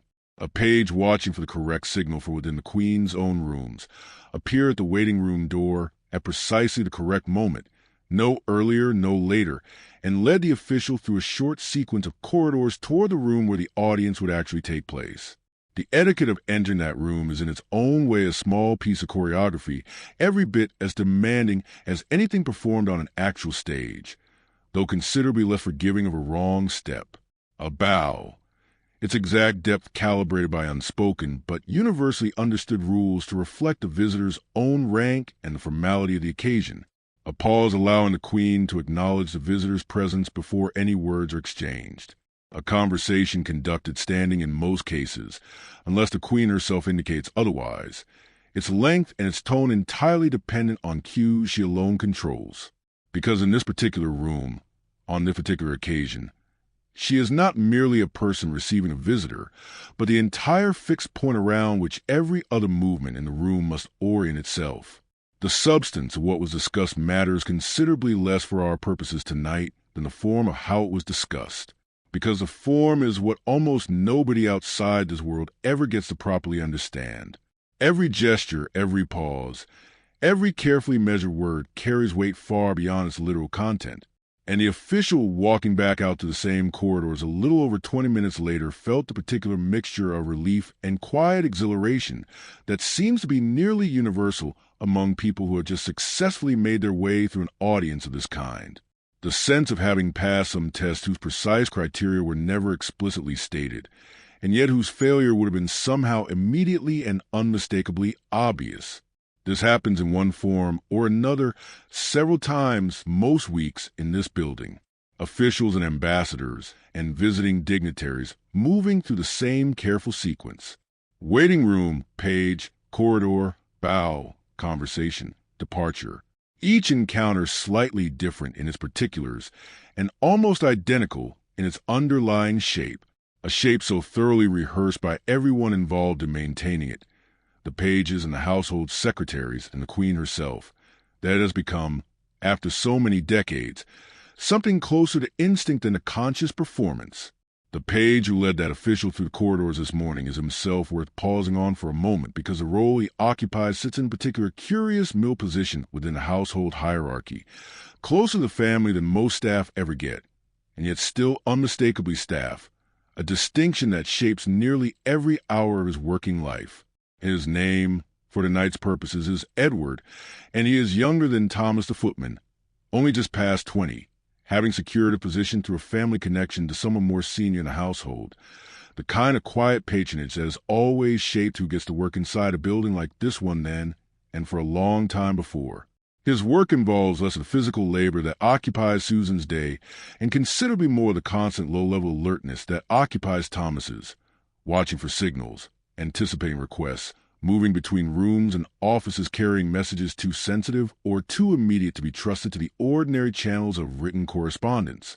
There is an equal structure, a more senior figure typically drawn from a military background whose responsibilities run toward the more formal, more ceremonial aspects of accompanying members of the family on public occasions, arranging the small logistics of a carriage procession or a public appearance with the same careful attention that a housekeeper brings to a guest bedroom, timing and positioning in sequence, all calculated in advance and rehearsed where possible before the actual event ever takes place. Edward watches this man's work closely, hoping the quiet, ambitious way of any young person early in a demanding career that his own path might eventually lead somewhere similar. For now, though, his day is built from dozens of small tasks strung together across many hours. Carrying a note here, waiting outside a door there, escorting a visitor through a sequence of corridors, He has walked so many times, he could probably do it with his eyes closed. And there's in this particular kind of work a strange intimacy with the building itself that develops over time, a knowledge of which corridors are cold in winter and which retain warmth, which doors stick slightly and require a particular firm push, which staircases creak on the third step from the top in a way that no amount of careful maintenance is ever fully resolved. This knowledge is never written down anywhere. It simply accumulates year by year in the bodies and habits of the people who spend their working lives moving through these spaces, and it disappears almost entirely the moment those people eventually leave. Edward's day today has included among its dozens of small tasks, carrying word of the change carriage schedule down to the Mews earlier this afternoon, delivering a note from the household steward to the head cook regarding the evening's adjusted menu, and escorting this morning's official through his audience with a particular calm efficiency that has already begun to earn him a small, quiet reputation among the household's more senior staff as someone worth watching, someone who might in time rise considerably further than his current position. He will not think about any of this again tonight. By the time his own work finally ends, considerably later than most people outside this building would consider reasonable, he will be thinking about nothing more complicated than his own bed, and particular relief of finally, after a long day spent almost entirely on his feet, being permitted to lie down at the Mews. The coachman, who spent part of his afternoon recalculating a carriage's timing around a change train, has a name, too, and a history that stretches back considerably further into this particular kind of work than either Susan's or Thomas's or Edward's does. He is called Walter, and he is 51 years old enough to have worked with horses for this household for the better part of 3 decades, starting as a boy barely tall enough to see over a stable door, and rising gradually through every position the Mews has to offer until he now holds one of its senior roles, responsible not only for his own driving, but for training and overseeing several of the younger grooms working beneath him. His hands, when you look closely at them, tell most of this history on their own, broad and weathered and permanently marked by decades of leather and rope, and the particular calluses that come from handling reins for so many years, that the motion has become something closer to an extension of his own body than a learned skill. He remembers, though he rarely speaks of it unless asked directly, driving carriages for occasions considerably grander and considerably more solemn than tonight's family dinner, state processions through crowded London streets, the particular tension of managing a team of horses through noise and movement that would unsettle a less experienced animal badly, the responsibility of knowing that whatever chaos surrounds a carriage on an occasion like that, the horses inside its traces must remain perfectly, reliably calm, because the safety of everyone riding behind them depends entirely on it. Today's work was considerably smaller in scale, but no less demanding in its own particular way. A schedule rearranged at short notice, a pair of horses groomed to standard that would satisfy even the most exacting eye, a carriage checked over wheel by wheel and harness buckle by harness buckle before it was ever brought round to meet that earlier train. Walter takes a particular quiet pride in work like this, the kind of pride that rarely gets acknowledged by anyone above him in the household's hierarchy, but that sustains itself regardless, built entirely from his own private knowledge that the work was done correctly, that nothing was overlooked, that whatever happened today, the horses and the carriage and the timing were never at any point the source of the day's difficulty. He will be up again tomorrow before dawn, as he has been most mornings for 30 years, checking the stables, feeding the horses, beginning the whole careful cycle over. And there is something in the sheer steady repetition of this life decade after decade, season after season, that he has come to find, if not exactly restful, then at least deeply reliably familiar. The kind of familiarity that a person can build an entire quiet contentment around whether or not anyone else ever thinks to notice it. Back inside the palace in the guest bedroom that occupied so much of the household's attention this afternoon, the finishing touches applied hours ago have held up exactly as intended through the evening. The washstand holds a jug and basin of the household's good plain porcelain, water already changed once this evening in anticipation of the guest's return from dinner. A small folded towel set beside it with a particular crisp precision that Susan brings to nearly everything she touches. A small lamp burns low on the bedside table, its flame steady and gentle, casting just enough light for a person to find their way to bed without needing anything brighter. The fire, lit in such a hurry this afternoon, has burned down now to a warm, steady bed of coals, banked carefully before the household staff finish their evening rounds enough to hold the room's temperature comfortably through the night, without requiring anyone to return and tend it before morning. Every detail in this room, from a precise fold of the towel to a particular angle of the lamp's wick, represents a decision made by someone somewhere in this building over the course of a single unusually compressed afternoon. And every one of those decisions has by tonight dissolved completely into the simple, seamless experience of a comfortable room that a tired guest home from an evening of good food and good company will barely register at all before falling asleep. There is one more thread of this household's daily life worth sitting with quietly for a moment, and it has nothing to do with schedules or hierarchy or the enormous practical machinery of keeping a building this size running smoothly throughout the palace, in rooms both grand and plain, in corridors and private chambers alike. The presence of a man who has been gone now for many years continues to move through this household in small, quiet ways that never entirely disappear. Photographs, as we have already noted, fill the Queen's private rooms in a quantity that would strike a stranger as remarkable. And it is not only the number of them, but the care with which each one is maintained, dusted, kept in its precise place that speaks to something the household understands without ever needing to discuss it openly. Certain rooms elsewhere in the palace are kept by long-standing habit rather than any formal instruction anyone can quite remember being given in a particular arrangement that has not meaningfully changed in years. Furniture positioned as it once was, small personal objects left exactly where they were left, a continuity maintained not through mourning exactly, or not only through mourning, but through something closer to a quiet, ongoing companionship, with an absence that has simply become over time a permanent feature of the household's daily texture. The staff who have served here longest understand this without needing explained, and it shapes small daily decisions in ways an outsider would likely never notice.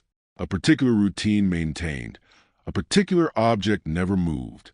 The Queen's black clothing, itself worn now for so many years that Mrs. Annesley has stopped thinking of it as unusual at all, exists as its own quiet, constant expression of the same continuing presence, not performed grief, nothing so simple or so temporary as that, but something closer to a permanent fact of the household's daily life, as fixed and unremarkable by now as the color of the walls in a room everyone has long since stopped consciously noticing.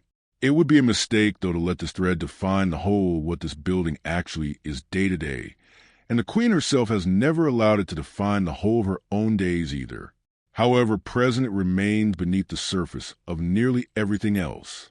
Today alone has held correspondence in government business, and a grandchild's small triumphant piano performance, and genuine warm laughter at dinner, and real pleasure taken in an evening's music. And all of that sits alongside the quiet, continuing presence of what is no longer here, not in contradiction with it, but somehow woven into the same fabric, the way grief and ordinary life so often learn, given enough years to occupy the same rooms without either one fully displacing the other. This is in its own quiet way one of the truest things about this particular household, and about the particular woman at its center. The public record remembers her primarily through the weight of everything else, the decades on a throne, the reach of an empire, the formal portraits, and the state occasions. But inside these walls, day after day, what actually fills most of her hours is considerably smaller and considerably more human than any of that.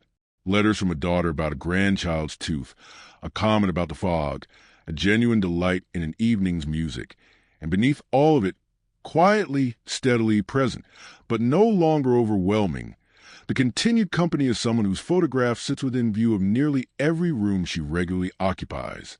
The head cook, whose fierce concentration has governed the kitchens for most of this day, has a name, too, though very few people beyond the household's most senior staff ever use it, most simply addressing her by her title, a formality she has come to regard, after so many years in the position, with something close to genuine pride, rather than the distance it might have felt like earlier in her career. She is called Mrs. Whitfield, though she is never married. The title itself, simply the customary form of address for a woman holding this particular senior position in a household kitchen. A small, quiet inheritance, a tradition from generations of cooks before her, whose marital status, similarly, had nothing whatsoever to do with the honorific attached to their name. She came to this household nearly 20 years ago, already an accomplished cook by the standards of the grand houses she had worked in previously, and had spent every one of those 20 years building the particular, formidable reputation she now holds. A reputation earned entirely through the daily unglamorous accumulation of meals produced correctly on time at a standard that satisfies not only the family upstairs, but her own considerably more exacting internal judgment. Her authority within the kitchen is close to absolute, and she exercises with a directness that younger kitchen maids sometimes find intimidating in their first weeks, and come almost without exception to deeply respect within their first year. Because underneath the sharpness is a genuine careful attention to teaching, to making certain that everyone working under her actually understands why a source is reduced this way rather than that way, why a particular cut of meat wants this specific kind of heat and not another. She has trained over 2 decades a considerable number of cooks who have gone on to senior positions of their own in other households, and she carries a quiet, rarely spoken pride in this. 2, a sense of having built something that extends well beyond the walls of this particular kitchen. Today's adjusted schedule, the guests arriving several hours earlier than planned, and the corresponding scramble to move certain preparations forward, is by the standards of her career a relatively minor challenge. The kind of small crisis that happens with enough regularity in a working royal kitchen that she has long since stopped finding it genuinely stressful, though her staff, watching her move through the kitchen this afternoon with that particular fierce concentration, might have assumed otherwise. What actually occupies most of her private attention at moments like these is not anxiety, but something closer to a kind of intense, absorbed focus, the same quality of attention a skilled craftsman brings to a difficult piece of work, entirely present, entirely engaged, with very little room left over for worry. By the time the evening's dinner had been fully served and the last dish carried up from the kitchen, she allowed herself, for the first time all day, to actually sit down briefly in a small chair near the kitchen's warmest corner, a cup of tea in her hands, watching her staff move through the final stages of cleaning, with a particular satisfied exhaustion of a job completed well. She will review tomorrow's requirements before she finally goes to bed tonight, as she does every night, a habit so deeply ingrained after 20 years that she genuinely could not sleep properly without first running to the shape of the next day's work, and then finally she will allow herself to rest, ready to begin the entire demanding cycle again in a few short hours. And Mrs. Anninsley herself, the dresser whose careful, practiced hands have shaped this entire day from its earliest moments, deserves a little more of our attention, too, because she has been present throughout nearly every scene we have visited tonight, without ever quite stepping fully into the light herself. She came to this position by a path considerably less direct than it might appear from the outside, having spent her earlier years in service to a family of more modest, though still comfortable means, learning the particular skills of dress, making and hair, and the countless small daily rituals of personal attendance in a household where the standards, while high, were nothing close to what would eventually be expected of her here. Her arrival at the palace 11 years ago now came through a recommendation from a former employer who had by chance connection to someone senior within the royal household. And she remembers still with a clarity that is not dimmed at all despite the years the particular mixture of excitement and outright terror she felt on her first morning, certain she would somehow fail at a task she had, in truth already mastered years before, simply because the person she would now be performing it for happened to be the Queen. That fear dissolved gradually over her first months in the position, replaced by something closer to the quiet, practiced confidence that now defines every motion of her hands.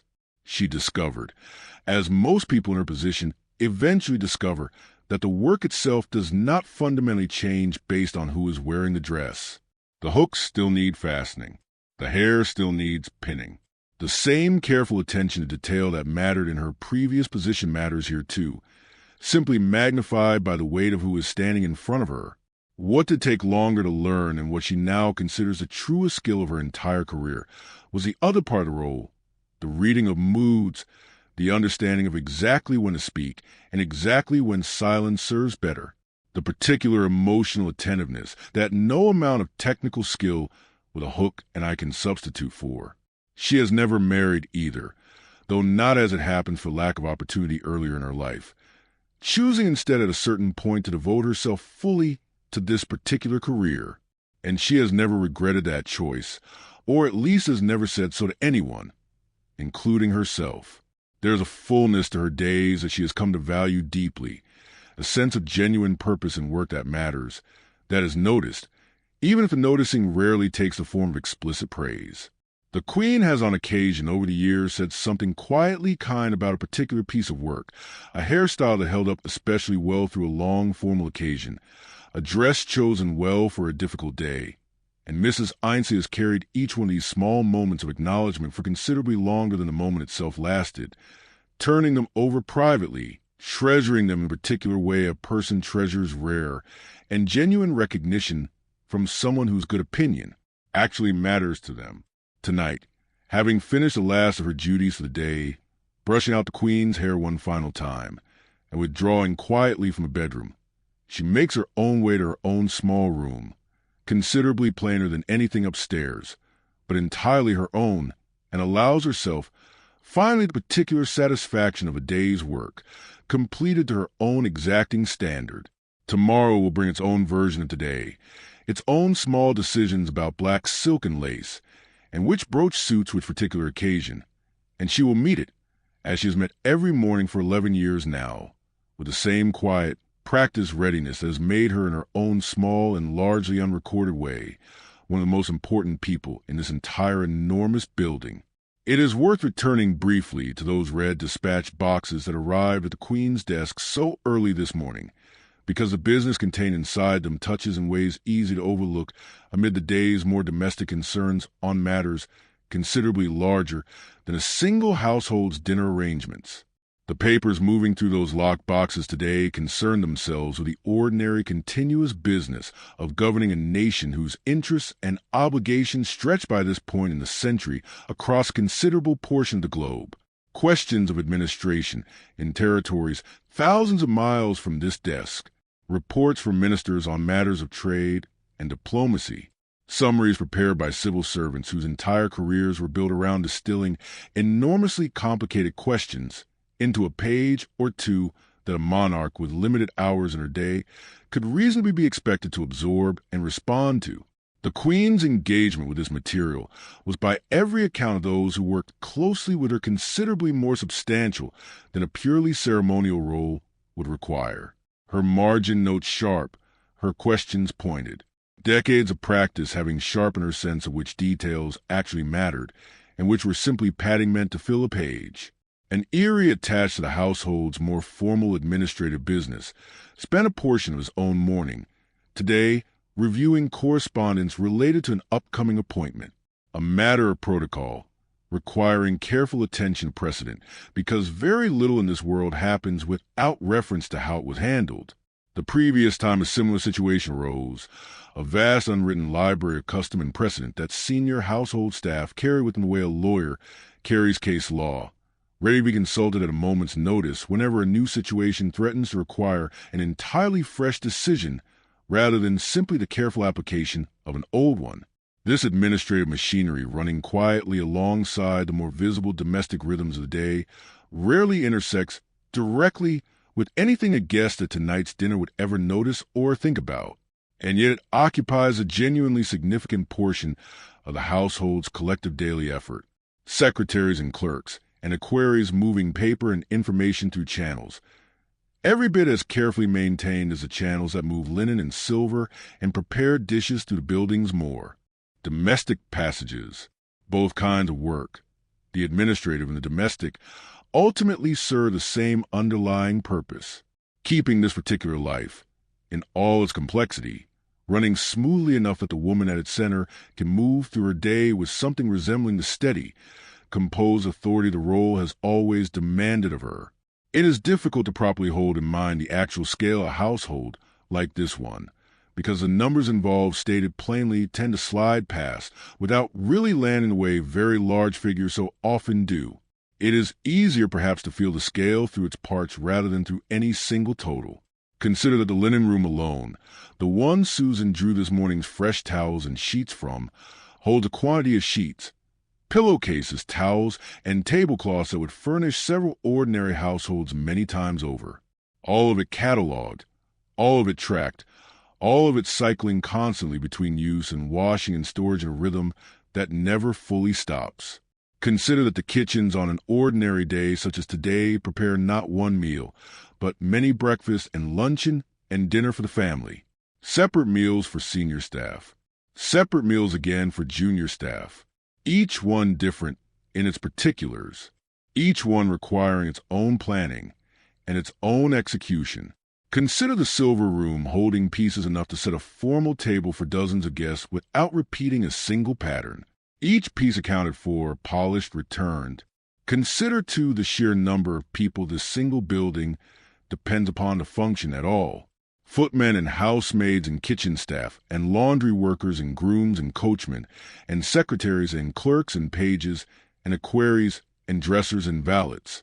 A population easily numbering in the hundreds when every department is counted together, each one occupying their own particular place within a hierarchy so detailed and so long established that most of them could recite without hesitation exactly who stands above them and exactly who stands below. And consider finally that all of this exists to support in its most immediate and direct sense the daily life of a single household. A family whose actual daily needs, stripped of ceremony and rank and history, are not fundamentally different from the needs of any family anywhere. They need to be fed. They need clean clothes. They need warm rooms in winter and comfortable rooms in summer.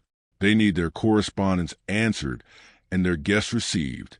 What makes this particular household different is not the nature of these needs, but their scale and the sheer number of hands required to meet that scale day after day without ever once allowing the effort behind it to become visible to the people it serves. The question of lighting touched on earlier deserves a little more attention because it represents one of the few places in this household where the future is visibly, if cautiously, arriving. Gas lighting has served this building reliably for decades by this point, and its particular quality, warm, slightly golden, prone to a faint flicker that most people who grew up would have long since stopped consciously noticing, has shaped the entire visual character of the palace's interior for as long as anyone currently working here can remember. It requires its own daily maintenance.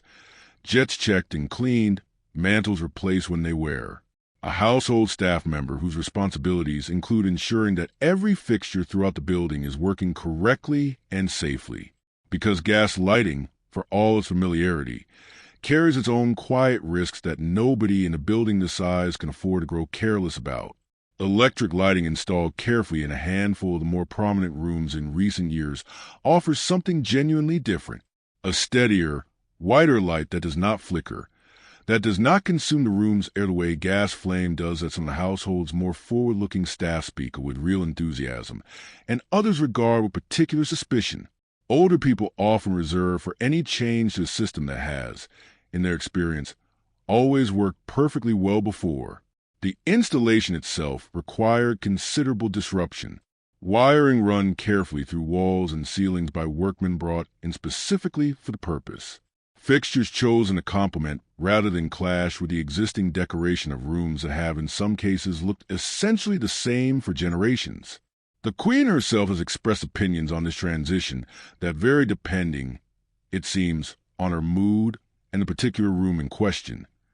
Generally favorable toward the practical benefits, occasionally nostalgic for the softer quality of the old gas light in rooms where memory attaches itself particularly strongly to how things have always looked. This small ongoing negotiation between old and new plays itself out in one form or another throughout nearly every part of the building's daily operation. Plumbing gradually modernized alongside older systems still relied upon out of habit or necessity. Communication methods evolving even as the bell system, simple and reliable, continues to anchor the household's daily rhythm exactly as it has for decades. Buckingham Palace, for all its history and all its tradition, is not, in fact, a frozen relic. It is a living, working building, quietly absorbing the changes of its own era, even while maintaining with real deliberate care the continuities that make it recognizably itself. Return for a moment to the small piano performance mentioned earlier this evening, because it deserves rather more attention than a passing sentence gives it. The grandchild who played, a girl perhaps 9, had been practicing the piece for several weeks under the careful, patient instruction of a household music tutor, a woman who divided her working life between several rooms and palace, and a considerably more demanding task of coaxing genuine progress out of a talented but easily distracted young student. The piece itself was simple, well within a beginner's grasp, the kind of gentle, uncomplicated melody that exists specifically to build a young player's confidence before asking anything harder of them. And the performance, when it finally happened this evening in the drawing room, was not without its small stumbles, a note reached for and missed, a brief hesitation in the middle of a phrase where memory faltered for a moment before recovering. None of this mattered in the slightest to the room's most important audience member. The Queen watched with an attention considerably more focused than the modest technical difficulty of the piece would seem to warrant, her expression softening in a way that the staff who know her best would recognize immediately as entirely genuine rather than merely polite. And when the final note finished slightly early, the girl having rushed the ending in her eagerness to simply finish without further mistakes, the applause that followed carried a warmth that had nothing whatsoever to do with the actual quality of the playing, and everything to do with who was doing it. Afterward, the girl was called over and sat for a while on a low stool near her grandmother's chair, answering questions about her lessons, about a pony she was learning to manage on her own for the first time, about a book she had recently finished and enjoyed considerably more than she had expected to. This particular conversation, quiet and entirely ordinary, unfolded in exactly the same drawing room, where only minutes earlier formal introductions and careful diplomatic small talk had governed the evening's tone, and the shift between the two registers happened so smoothly that nobody in the room seemed to find it remarkable at all. Family simply being family, regardless of whatever grander context happens to surround them at any given moment. This, perhaps more than any single ceremonial detail of the evening, captures something true about the actual daily texture of life inside this building. The grandeur is real and constant and inescapable in its own way, but woven through it in moments like this one is something considerably smaller and considerably more universal. A grandmother genuinely delighted by an imperfect piano performance. A granddaughter eager to talk about a pony. Two people who happen to occupy an extraordinary set of circumstances, finding within those circumstances the same simple pleasure in each other's company that families everywhere in considerably humbler homes find in theirs. There is a particular character to food that appeared on tonight's table worth lingering over a moment longer, because a formal dinner in this household follows its own careful, unhurried architecture, course arriving after course in a sequence designed as much for pacing and pleasure as for simple nourishment. The meal began, as these evenings generally do, with a clear soup, delicate and carefully seasoned, the kind of dish that exists partly to please, and partly simply to signal gently that the evening's more serious eating is about to begin. Fish followed, prepared with a light sauce that Mrs. Whitfield had been quietly perfecting in various forms for years, adjusted today, as everything today was adjusted to accommodate the earlier hour, without sacrificing any of the care that normally went into it. Then came the meal's more substantial center, a roasted joint carved with practiced precision at a side table by a footman trained specifically in this particular skill, accompanied by vegetables prepared simply enough to let their own flavor carry rather than being buried under unnecessary elaboration, a philosophy Mrs. Whitfield has held to firmly throughout her entire career, despite occasional pressure from more fashion-conscious quarters of the household, to embrace more elaborate continental styles of presentation.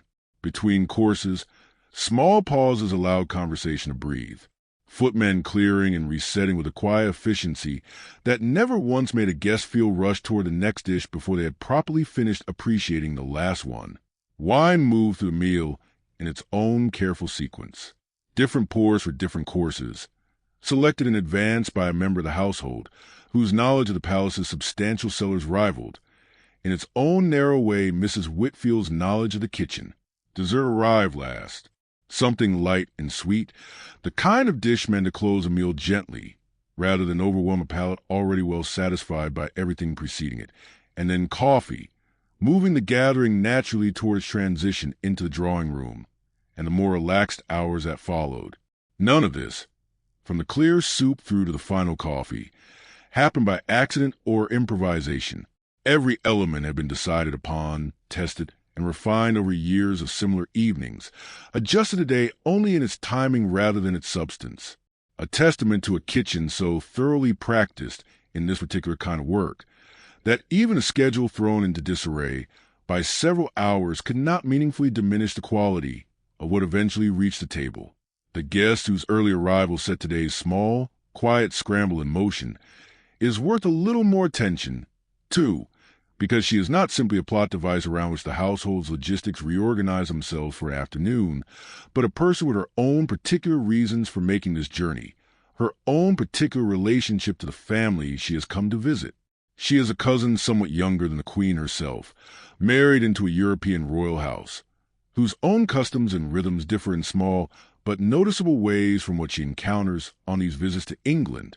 She has made this particular journey many times over the years, enough that the details of it, the crossing, the train, the particular quality of English weather in whatever season she happens to be traveling through no longer hold any real novelty for her. And yet each visit still carries its own genuine pleasure, a chance to see families scattered by marriage and distance across half the continent, gathered here, however briefly, in one place. Her decision to arrive earlier than originally planned came from nothing more dramatic than a wish to avoid a particularly inconvenient late connection, a small practical preference that nonetheless, as we have seen, rippled outward through an entire household's carefully planned afternoon. She has no idea, arriving, as she does into a room that appears to have been ready for days, that her simple preference for an earlier train produced several hours of genuinely careful, coordinated effort from people she will likely never meet or think about. And there is something almost gently comic in this gap between her own small, ordinary decision and the invisible scale of the response it produced, though nobody in the household would ever describe it to her in quite those terms, and she will simply experience the whole visit as effortlessly, comfortably smooth, exactly as intended. Over dinner this evening, she spoke warmly about her own household, about children now grown and scattered into households of their own, about a garden she had been cultivating with considerably more enthusiasm than success. And the Queen listened and responded with a particular genuine warmth she reserves for exactly this kind of conversation. Two women who have known each other across decades of shared family history, comparing notes on lives that have run in their broad outlines remarkably parallel courses despite unfolding in different countries under different flags. Tomorrow she will likely walk in the garden, visit with other family members expected to call during her stay, and eventually in a few days make the return journey home, leaving behind without ever knowing it the small, quiet legacy of having caused an entire palace to move a little faster for one particular afternoon. Return once more to Mews, because there is a particular carriage among the several kept there that deserves its own moment of attention, the one Walter drove out this afternoon to meet the earlier train. It is not the most elaborate carriage in the collection. That distinction belongs to vehicles reserved for the largest state occasions, gilded and ornate in ways that would seem almost excessive for an ordinary afternoon errand. This particular carriage is instead one of the household's regular working vehicles, handsome without being showy, built for comfort and reliability, rather than pure ceremonial display. Its dark paintwork kept to a deep, careful shine through the same daily attention that governs nearly everything else in this building. Its interior is upholstered in a rich, dark fabric worn just slightly at certain points from years of regular use. Comfortable in a particular way that only genuinely good, well-maintained things become comfortable, a quality no amount of money can simply purchase outright, but that develops instead through years of careful, consistent care. The harness fitted to the horses this afternoon carries its own small story of maintenance and craft. leather kept supple through regular oiling, brass fittings polished to a bright shine that catches light even under London's gray afternoon sky. Every buckle and strap checked before the carriage ever left the muse for particular reason that a piece of failed harness at the wrong moment could mean considerably more than mere inconvenience. Walter's attention to this equipment reflects decades of accumulated experience, an almost instinctive checking and rechecking that happens now largely without conscious thought. His hands simply knowing through long habit exactly where to look and exactly what to feel for. The Royal Mews itself as an institution carries a history stretching back considerably further than the current buildings that house it. Generations of horses and carriages and the people who cared for them, serving a household whose transportation needs have evolved gradually over that long span, even as the fundamental relationship between coachman and horse and carriage has remained in its essentials remarkably unchanged. Walter is simply the current holder of a role that others held before him, and others will hold after him, a small link in a chain considerably longer than any single career. And there is something in this continuity, however rarely he consciously thinks about it, that gives his daily work a weight and a meaning that extends well beyond the simple practical task of getting a carriage from one place to another on time. The lace attended to so carefully in the household's laundry rooms deserves its own closer look because the handling of it represents one of the more specialized, almost artisanal skills quietly practiced within this building's domestic operations. Old lace, the kind that trims the queen's caps and collars, is fragile in ways that ordinary fabric is not. Threads worn thin by years of careful wear and equally careful washing. Patterns that took hours of skilled handwork to produce originally, and that could be damaged beyond repair by even a single moment of careless handling.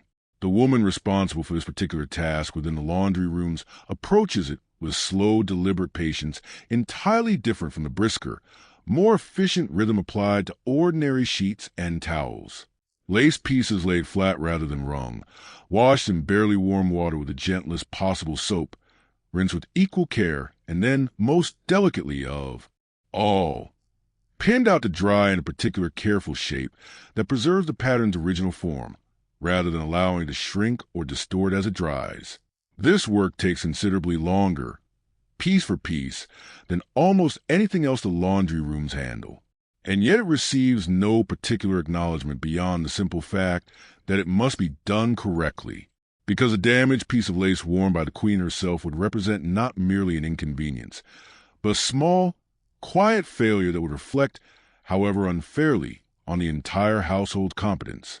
The woman who performs this work has over years of practice developed a feel for exactly how much handling any particular piece can withstand. An expertise built entirely from repetition and close attention rather than from any formal training beyond what she learned from the person who held this responsibility before her. Elsewhere in the same rooms, the more ordinary daily volume of washing continues at its usual considerable pace. Sheets and towels and table linen, moving through tubs and mangles and drying racks in a steady, unbroken rhythm that never really pauses across an entire working week. Steam rising thick in the air, the smell of soap and starch settling into the walls themselves after so many years of exactly the same work being performed in exactly the same space day after day, season after season, for as long as this particular room has served this particular purpose. The guest bedroom that occupied so much of the household's attention this afternoon deserves perhaps one more visit, this time simply to sit inside it for a moment and notice what an arriving guest would actually see rather than the frantic preparation that preceded their arrival. The room is generously proportioned without being cavernous, wallpapered in a pattern of small restrained flowers that has hung on these particular walls for longer than anyone currently in service could say with certainty, faded just slightly in the places where sunlight to the tall window has reached it most directly over the years. A writing desk sits near that window, stocked with fresh paper and ink in anticipation of correspondence the guest might wish to write during her stay. The household's standard thoughtful provision for any visitor who might need to send word home or maintain whatever business correspondence their position requires even while traveling. A small seating area near the fireplace offers a comfortable chair and a low table arranged to catch both the warmth of fire and whatever daylight the tall window admits. The bed itself, the object of so much of Susan's careful attention this afternoon, is dressed now in linen so crisp and so carefully pressed that it holds its shape almost like paper. A heavy coverlet folded back in a particular manner the household considers correct. Pillows arranged with precision that a guest settling in for the night would likely never consciously notice, only feel in a vague, comfortable way a person feels that a bed has been properly thoughtfully made rather than simply assembled. A small vase of flowers sits on the mantelpiece, chosen from this morning's delivery, and arranged by hands practiced enough to make the task look effortless. And beside it, a clock wound and set correctly this morning, along with every other clock in the building, ticking quietly through the empty afternoon hours before the room's occupant arrived to hear it. The window looks out over a section of the garden, bare branches this evening against a darkening sky, though in warmer months this same view offers considerably more color and life, a small private detail to the room's character that changes with the seasons the way so much else in this building does. Quietly, reliably, without anyone needing to remark upon it. By the time the guests returned to this room after dinner tonight, tired and pleasantly full and ready for sleep, every element of it had settled into exactly the kind of unremarkable, comfortable readiness that represents the household's highest and most difficult achievement, a room that reveals nothing at all of the effort required to prepare it, offering instead only the simple, quiet experience of having been thoughtfully, completely looked after. Earlier in the afternoon, before the evening's formal transformation began, the drawing room served a considerably more relaxed purpose than the one they would later hold, and it is worth pausing on that quieter version of these spaces before returning to the grander occasion that eventually filled them. The white drawing room, in particular, saw an hour or so of genuinely informal family use before the day's more ceremonial business resumed. Several family members gathered loosely near the windows where the afternoon's gray light fell most generously, conversation drifting easily between topics without any particular structure or agenda. A newspaper passed from hand to hand. A small dispute over a piece of family news settled with a particular good-humored bickering that only people who have known each other their entire lives can manage without any real heat behind it. The green drawing room, smaller and somewhat cozier and feeling despite its considerable size by ordinary domestic standards, held its own brief afternoon life, too, a pair of grandchildren occupying a corner of it, with a card game that seemed to involve rules invented and revised more or less continuously as they played. There were occasional bursts of laughter carrying faintly into the corridor outside, where a passing housemaid, catching the sound, allowed herself a small private smile before continuing on with whatever task had brought her that way. The blue drawing room, by contrast, saw somewhat less use this particular afternoon, its formality perhaps slightly less suited to casual family gathering than its neighboring rooms, though it too had been dusted and aired and prepared that morning, along with every other room in this section of the palace, ready regardless of whether anyone actually chose to use it today. By early evening, all three rooms had been quietly reset, cushions straightened, newspapers cleared away, the loose, comfortable disorder of an ordinary family afternoon smoothed back into the careful, formal arrangement expected of rooms about to receive guests. And this transition, like so many others throughout this building's daily rhythm, happened almost entirely without anyone upstairs noticing it happening, the room simply appearing, by the time guests began arriving for the evening, exactly as formal and exactly as composed as they were always expected to be. The earlier afternoon's relaxed family life folded away, and put aside as completely and as invisibly as the linen that had been changed in the guest bedroom several hours earlier. There is a particular rhythm to how the Queen's relationship with her grandchildren has settled itself over the years, and it is worth lingering on a little longer than we have so far, because it occupies a considerably larger portion of her actual daily experience than most formal accounts of her reign ever bothered to mention. By this point in her life, the number of grandchildren scattered across her extended family has grown considerable, some living close enough in England to visit with real regularity. Others settle abroad through marriage into various European royal houses. Their visits necessarily rarer, and therefore in her own way more eagerly anticipated when they do happen. She keeps track of each of them with a specificity that would surprise anyone who imagines a woman of her age and position too occupied with matters of state to hold the small, particular details of dozens of young lives in her head at once. Which child has recently taken up a new instrument, which has struggled with a tutor which has shown an early talent for languages or drawing, or in one case, she finds particularly amusing and apparently inexhaustible enthusiasm for horses that no amount of parental redirection has managed to dampen in the slightest.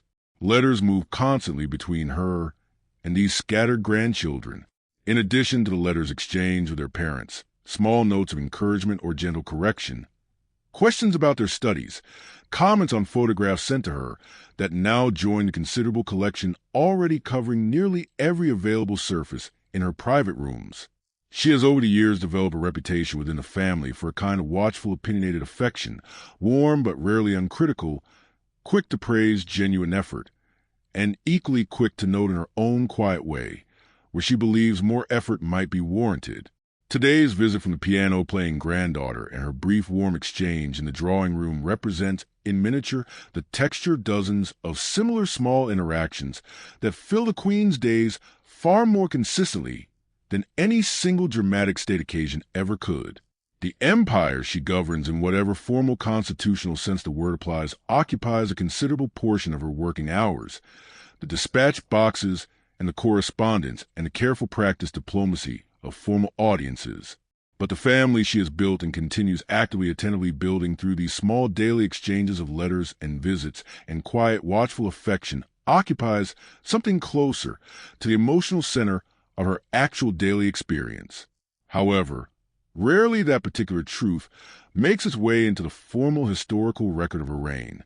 The pantries and storerooms that support the kitchens deserve a little more attention, too, because they represent their own particular kind of quiet, careful management, considerably less visible even than the kitchens themselves, and yet no less essential to how this entire household actually functions. Deep within the service areas of the building, a series of rooms holds the accumulated provisions that make the kitchen's daily work possible. Dry stores of flour and sugar, and the countless smaller ingredients that never appear directly on a dinner table, but without which nothing on that table could ever be produced. Sacks and tins and jars arranged with the same careful, methodical order that governs the silver room and the linen room. Each item tracked, each item accounted for by a member of staff whose entire responsibility centers on knowing at any given moment exactly what the household has on hand and exactly what will need to be ordered before a shortage becomes an actual problem. Cooler stores hold meat and fish and dairy managed with particular care given how quickly such provisions can spoil if handled carelessly. Deliveries timed and inspected with real rigor before anything is accepted into the household stores at all. Because the head cook's exacting standards extend well beyond her own kitchen work into every ingredient that enters the building in the first place. The wine cellars mentioned earlier hold their own considerable inventory, bottles laid down years in advance for occasions not yet even planned, a slow, patient accumulation that requires an entirely different kind of management than the kitchen's more immediate daily concerns. This entire network of storage and supply operates on its own quiet rhythm, deliveries arriving on their scheduled days, stores checked and rotated to ensure nothing is forgotten and eventually spoiled. A constant careful balancing of having enough on hand to meet whatever the household's needs happen to be on any given day, including days like today when the schedule shifts suddenly and demands adjustment, without ever holding so much surplus that waste becomes its own quiet problem. It is unglamorous work, entirely invisible to anyone above stairs, and yet a single serious failure in this particular corner of the household's operation, a shortage discovered too late, a delivery missed or mishandled, could disrupt the smooth appearance of the entire building's daily life considerably more severely than almost anything else that might go wrong on an ordinary working day. Consider, too, the particular quiet skill involved in managing the flow of visitors through this building on an ordinary working day. Because today, beyond the government officials' formal audience and the family guests' early arrival, Several other smaller comings and goings passed through the palace's various entrances, without ever rising to the level of anything requiring special notice. A tradesman arrived mid-morning to attend to a small repair in one of the household's clocks, admitted through a service entrance, escorted by a member of staff familiar enough with the building's layout to guide him efficiently to the room in question and back out again, without either of them ever crossing paths with anyone from the family. A messenger from one of the government offices delivered a further piece of correspondence in the early afternoon, received at a side door by a footman who knew from long practice exactly which internal office to carry it to without needing to ask. A small delivery of new sheet music arrived for the household's music tutor, unremarkable in itself, but part of the same continuous, largely invisible traffic of goods and people moving through this building's various entrances throughout every single working day. Each of these small interactions required its own tiny piece of household coordination. Someone to answer the door, someone to verify the visitor's business, someone to escort them to wherever they needed to go and see them safely back out again, and the staff responsible for managing this constant flow. Senior footmen and porters stationed at the building's various entrances throughout the day performed this work with a practiced, unhurried efficiency that mirrors in its own small way the same careful, invisible competence that characterizes nearly every other department of this household's operation. There is a particular philosophy embedded in how this building manages its various entrances and the different categories of people who pass through them. Family and honored guests through the grand front approach. Tradesmen and deliveries through service entrances well away from any space a guest might see. Government business through its own separate channels entirely. Each category of person and purpose kept carefully, deliberately separate from the others, so that the experience of moving through this building varies enormously depending on which door a person happens to enter through, and depending ultimately on where they fall within the vast, largely unspoken hierarchy that shapes nearly every aspect of daily life inside Buckingham Palace. Beyond the household staff themselves, another category of person moves through the daily life of this building with its own particular rhythm and its own particular relationship to the family it protects. The guards whose presence so constant as to become almost invisible to anyone who works here regularly, marks the palace's perimeter and its more sensitive internal points throughout every hour of the day and night. Their duty today has unfolded much as it does most days. A steady rotation of postings at the gates and at certain points within the building itself. Each shift relieved by the next with a punctuality that mirrors in its own formal military way the same reliable precision that governs so much else in this household's operation. The soldier who stood at the main gate through the cold hours before dawn this morning, watching the milk cart pass and the fog settle low over the street, was relieved some hours ago by a colleague who has in turn already been relieved once more.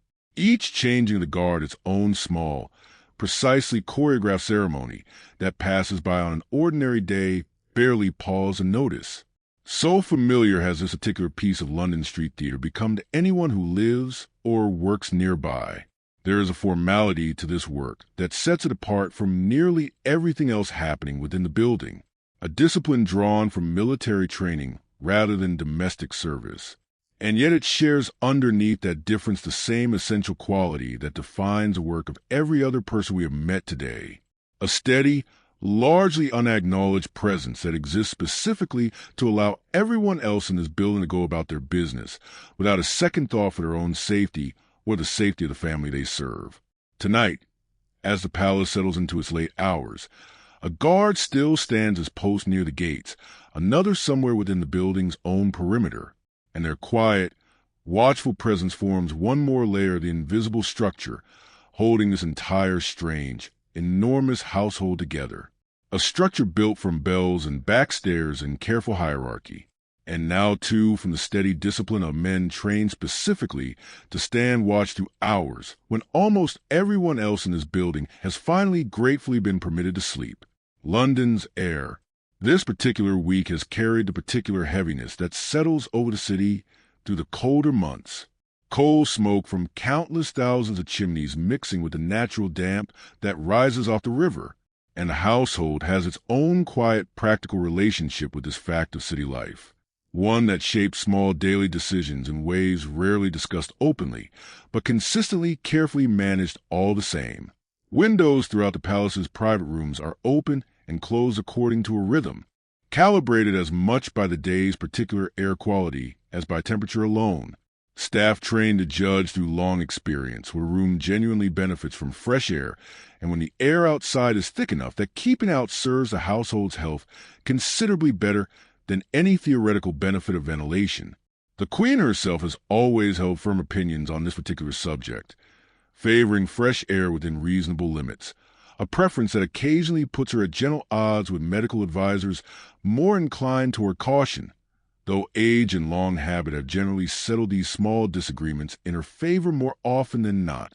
The garden, on days when the fog lifts enough to make it genuinely pleasant, offers a welcome contrast to the thicker air closer to the city's more crowded streets, its trees and open lawn providing a small measure of relief that the household staff moving between garden and building throughout the day notice and appreciate in their own quiet way, even when nobody upstairs specifically remarks upon it. Today's fog, thick before dawn and thinning only briefly through the middle hours before gathering again this evening, has been an entirely ordinary feature of the day, rather than anything requiring particular comment. The kind of weather this household in this city have long since learned to simply live alongside, adjusting small daily habits around it without ever expecting it to meaningfully change. The servants' hall, once the day's more demanding work is largely finished, and before everyone finally retires tonight, holds its own particular small social life worth a moment's attention, because it represents one of the few times each day when the household staff are permitted to simply be themselves off-duty among each other, without the careful performance their working hours require. Tonight, after the late meal that followed the family's own dinner upstairs, a handful of staff lingered a while longer than strictly necessary in the room set aside for this purpose. Conversation drifting easily between topics, a card game started by two of the younger footmen that drew a small audience of good-natured commentary from others nearby. Someone recounting a small mishap from earlier in the day. A tray nearly dropped. A moment of minor panic quickly and successfully resolved. Told now with particular exaggerated humor that turns a stressful moment once safely passed into a genuinely funny story. This is the world Susan and Thomas and Edward all belong to in their off hours. A small, tightly bound community built from shared long days and shared exhaustion, and particular camaraderie that develops among people who understand better than anyone outside this building ever could exactly what each other's work actually requires. Friendships form here, and occasionally something more than friendship. Romances that unfold slowly across months and years of working alongside each other, some leading eventually to marriage and a departure from service altogether. Others remaining simply part of a particular texture of a life spent largely within these walls.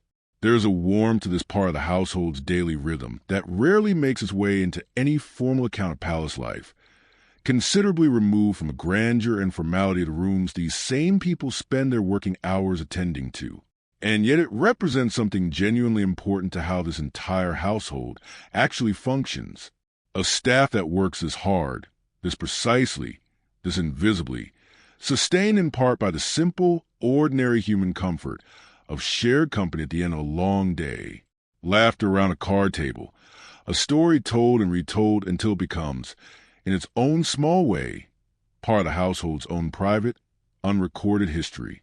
Standing back from all of this daily human activity for a moment, it is worth considering the building itself, because the palace's own long history shapes in quiet ways nearly everything that happens inside it.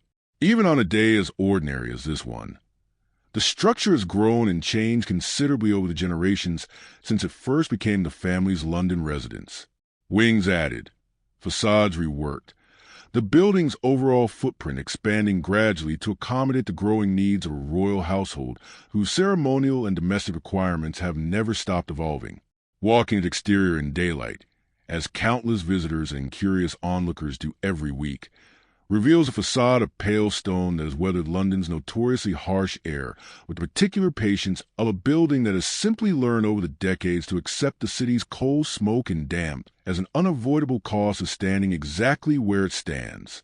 Tall windows mark the staterooms along the building's grander frontage, while other smaller windows, easy to overlook amid the more imposing architecture surrounding them, mark the more modest rooms where the household's actual daily domestic life unfolds.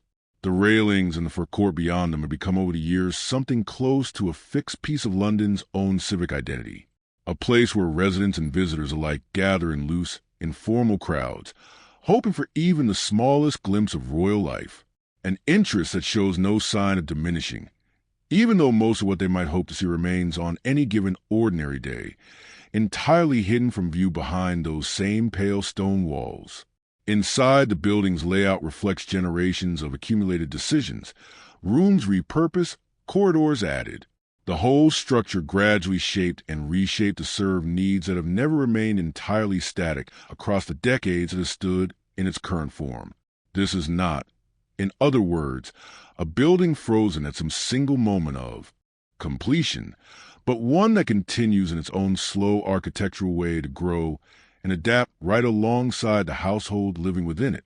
Much the way the gradual introduction of electric lighting alongside older gas fittings represents, on a smaller scale, the same continuous process of careful, considered change playing out across nearly every part of this remarkable, enormous, endlessly complicated home. It is worth being honest for a moment about what a life like Susan's or Thomas's actually costs and actually pays, because the warmth of the servants' hall and the quiet satisfaction of work done should not obscure the genuinely demanding terms under which this entire household's daily comfort is produced. Wages for household staff at this level, while considerably better than what most domestic positions elsewhere in the country might offer, remain modest, set against the enormous responsibility and enormous hours the work actually demands. A housemaid in Susan's position earns enough to send meaningful support home to family, while retaining a small amount for her own needs. But the hours she works, beginning before 5 most mornings and rarely finishing before 9 at night, leave remarkably little time for anything beyond the work itself and the brief, precious hours of rest between one working day and the next. A single free afternoon each week, and perhaps a half day beyond that, represents the entirety of her personal time, carefully rationed against a schedule that otherwise belongs almost completely to the household she serves. There is a bargain embedded in this arrangement that both sides, staff and household alike, generally accept as simply the natural shape of things, though it is worth noticing, at least for a moment, how thoroughly one side of that bargain actually runs. Room and board are provided, a genuine benefit by the standards of the era, food and shelter, and a measure of security considerably more reliable than what many working people elsewhere in London could count on. Position within a household is prestigious, as this one carries its own value. 2. A stepping stone toward better positions later, a name that opens doors, a training and exacting standards that will serve someone like Susan well for the rest of her working life, regardless of where that life eventually takes her. But the exhaustion is real and constant, and rarely acknowledged by anyone above stairs, who benefits from it without ever needing to think about its cost. Susan's hands show early signs of the wear this kind of work produces over years, small permanent roughness that no amount of care fully reverses. Thomas's feet ache most evenings in ways he is simply leered to work around rather than expect any relief from. This is the actual texture underneath the smooth, effortless surface the household presents to its guests each evening. Real bodies, real fatigue, real years of a person's single limited life, spent almost entirely in service to comfort that will never in the ordinary course of things be extended back toward them in equal measure. Newspapers arrive at the palace each morning through their own small established routine, delivered early enough that they sit folded and waiting beside the Queen's breakfast tray along with the rest of the morning's correspondence. And her engagement with them today, as most days, was considerably more attentive than a purely ceremonial reading would require. She reads with particular close attention of someone who has spent decades learning to separate the genuinely significant from the merely sensational, skimming past certain kind of coverage entirely, while pausing sometimes for several minutes at a stretch over reports touching on matters she considers genuinely important. Foreign affairs, parliamentary business, occasionally a piece of writing or a review that catches her interest for reasons entirely separate from matters of state. Her opinions on what she reads are rarely kept entirely to herself. Small comments made aloud to whoever happens to be nearby. Questions raised later in conversation with ministers or family members that reveal unmistakably exactly how closely she has actually been following whatever subject happens to be under discussion. This morning's papers carried among their usual mixture of domestic and foreign news a report on matters in one of the more distant territories under the country's administration, and she read it with a particular focused attention such reports generally receive from her, aware, as she has been for the entirety of her long reign, that the ink and paper in front of her represent, however imperfectly, real decisions affecting real lives and places she will in all likelihood never personally visit. This awareness has never fully left her. Decades into a role that could easily, in a less conscientious person, have hardened into pure abstraction, numbers, and territories and reports processed without any real sense of human weight behind them. By the time breakfast concluded, and the day's more pressing business began drawing her attention elsewhere, the newspapers had been set aside, not discarded, but simply moved to a small pile that would later be reviewed again if any particular item warranted further follow-up. One more small, steady thread woven into a morning already carrying considerably more threads than most people outside this building would ever imagine a single breakfast hour could hold. There is a small, quiet part of most days in this household that we have not yet visited. A short period, usually in the early evening before the more social business of dinner begins, when the Queen withdraws briefly and entirely alone into a small private space set aside for prayer. It is not an elaborate room, simple in its furnishing compared to nearly everything else in this building. A single comfortable chair, a small table holding a well-worn prayer book, a window that on clear evenings admits the last of the day's fading light. She sits here for a short while most days, rarely more than 15 or 20 minutes, and whatever passes through her mind during this time remains, as it should, entirely her own, unwitnessed by any of the attendants, who otherwise fill nearly every other hour of her day with their careful, constant presence. This small window of solitude occupies a curious position within a life that is otherwise almost never genuinely private. A woman surrounded from the moment misses. Anansi enters her bedroom each morning until the moment the same woman withdraws again each night by attendants and secretaries and family and staff. Every hour accounted for, every need anticipated before it is even fully formed. Here briefly none of that applies. The door is closed. The room is quiet. Whatever burdens a day is carried.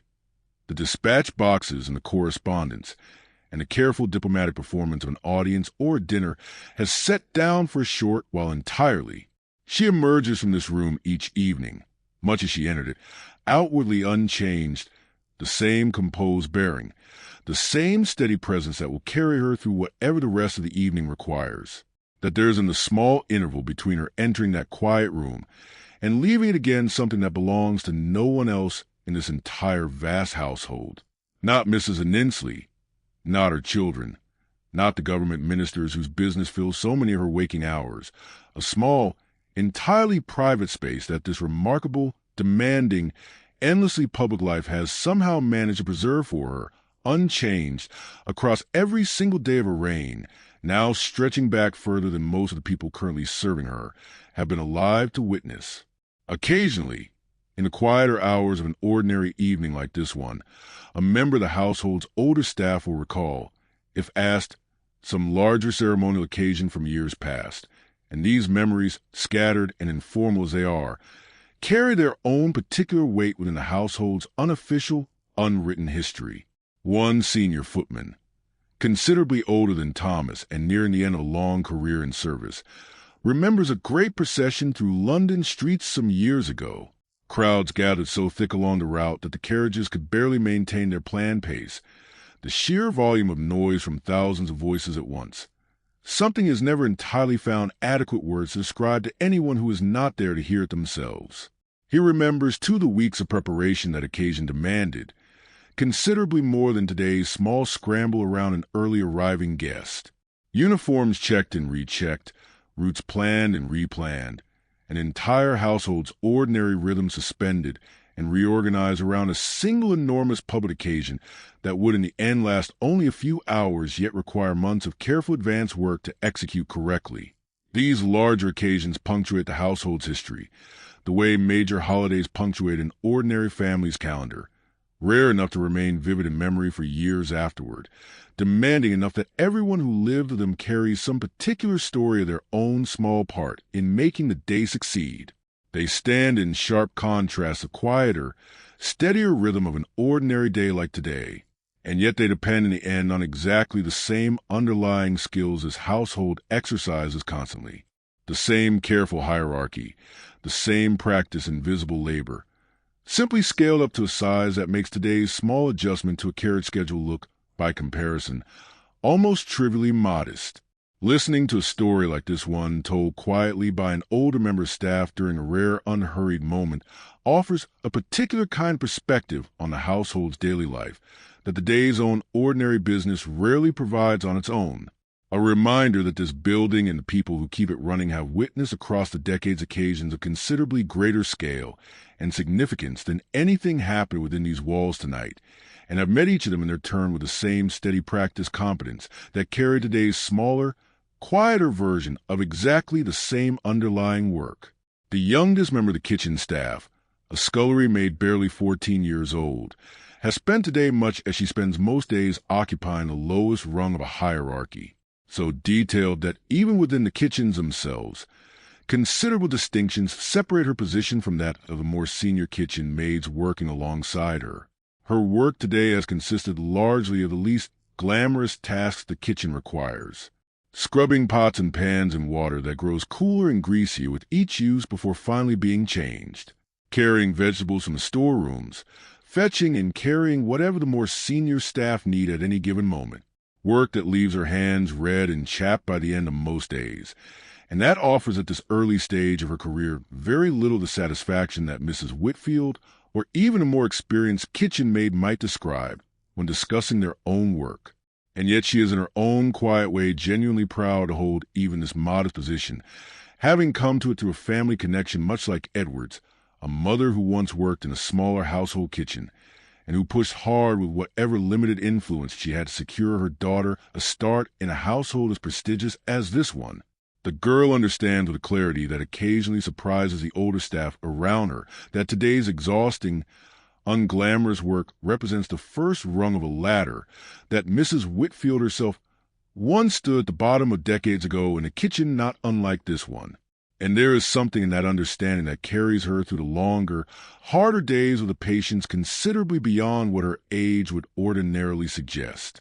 She will finish tonight later than nearly anyone else in the building beyond the most senior kitchen staff. The last of the pots finally scrubbed clean and stacked, the last of the vegetable peelings cleared away, and she will make her way to a small shared room considerably plainer even than Susan's, exhausted in a particular complete way that only genuine physical labor produces. And she will sleep, tonight, the deep, dreamless sleep of someone young enough and tired enough that even the strangest, grandest building in the country holds no power at all to keep her awake a single moment longer than her body requires. Buckingham Palace, for all its prominence in the public imagination, represents only one residence among several that this household maintains and moves between across the turning of a year, and the administrative thread connecting these different homes runs quietly through nearly every day spent at any one of them, correspondence today included, among its many other threads, several notes concerning arrangements at another of the family's residences, staff and household matters requiring coordination across properties separated by considerable distance, a household steward at one location writing to confirm details with an office here in London, a question about a planned future visit requiring advanced preparation, not unlike the preparation Susan and the rest of the household staff undertook today for a guest arriving merely hours ahead of schedule, except multiplied across weeks rather than compressed into a single afternoon. This ongoing coordination between residences represents its own particular kind of administrative skill, An entire small department of the household's operation devoted specifically to managing the logistics of a family whose life moves across a calendar year between several substantial properties, each with its own staff, its own particular character, its own long accumulated traditions and preferences that must be honored and maintained even during the months when the family itself is elsewhere. Furniture and belongings sometimes travel between residences ahead of a planned visit, letters and instructions crossing back and forth for weeks in advance, to ensure that whichever house the family arrives at next will be ready to receive them with exactly the same seamless, effortless comfort that Buckingham Palace itself maintains on an ordinary day like today. There is a kind of vast, quiet orchestration happening across this entire extended household, considerably larger in scope than anything visible snorts within these particular walls tonight. Dozens of staff at other properties going about their own version of today's careful and visible work, all of it ultimately coordinated toward the same underlying purpose that has shaped every hour we have followed today inside this particular building, ensuring that wherever this family happens to be whenever they happen to arrive there, the enormous effort required to make their life comfortable will remain, as it always has, entirely carefully invisible. There is one more small detail worth sitting with before the night closes over this building entirely. A detail easy to overlook amid everything else that filled today, and yet somehow representative of the whole of it. Somewhere around midday, in the brief lull between the morning's audience and the afternoon's sudden reshuffling around the early guest, a housemaid paused for perhaps 30 seconds beside a window on the second floor. A rare, unscheduled moment of simple stillness in a day otherwise packed edge to edge with careful, necessary motion. She was carrying a stack of freshly pressed linen at the time on her way from one task to the next, and something about the particular quality of light falling through that window, just then, pale and gray and softened by the morning's lingering fog, caught her attention long enough to make her stop. She did not linger more than half a minute. There was too much still to do, and she knew it the way everyone in this building always knows it.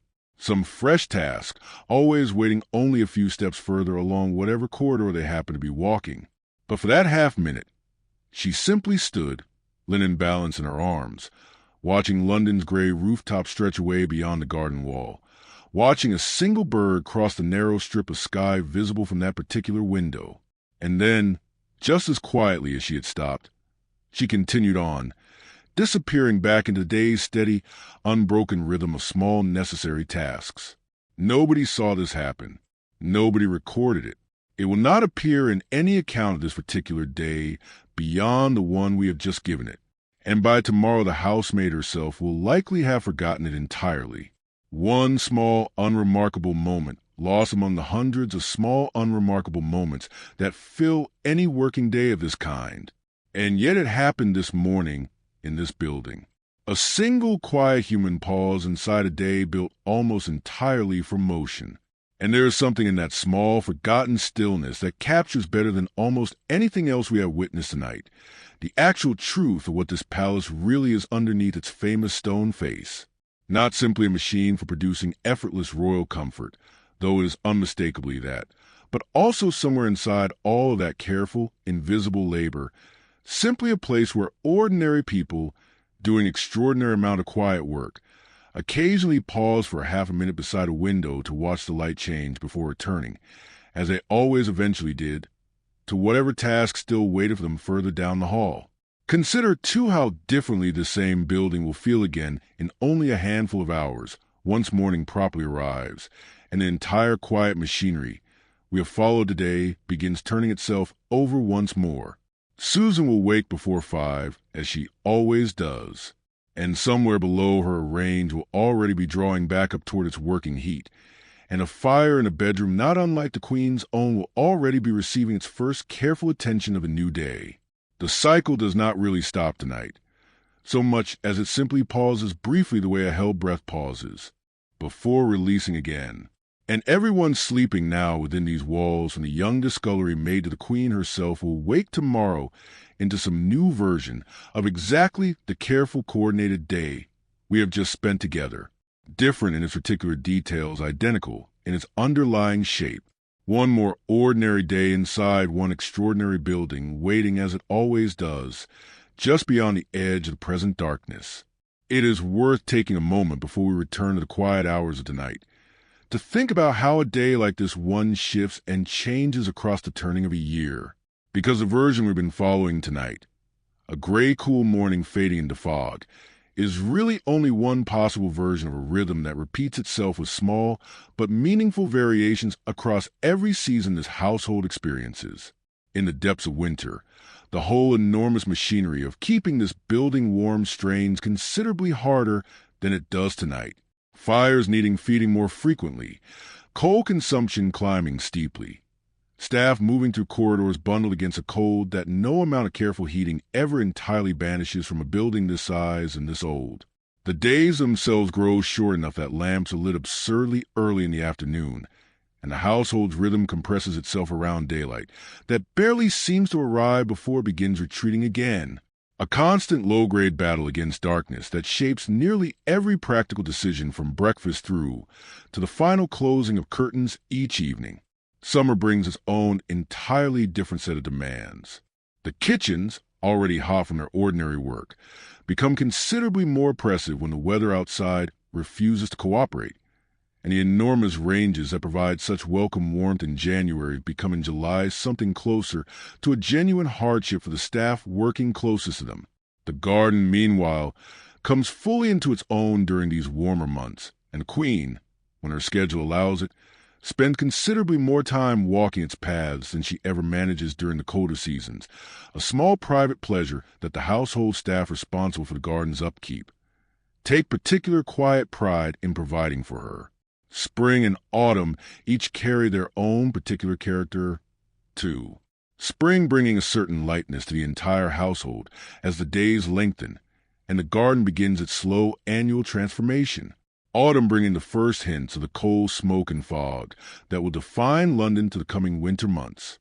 A gradual thickening of the air outside the palace walls that staff moving between buildings notice long before anyone comfortably settled indoors thinks to mention it. Certain occasions punctuate this yearly cycle with considerably more weight than an ordinary evening's family dinner.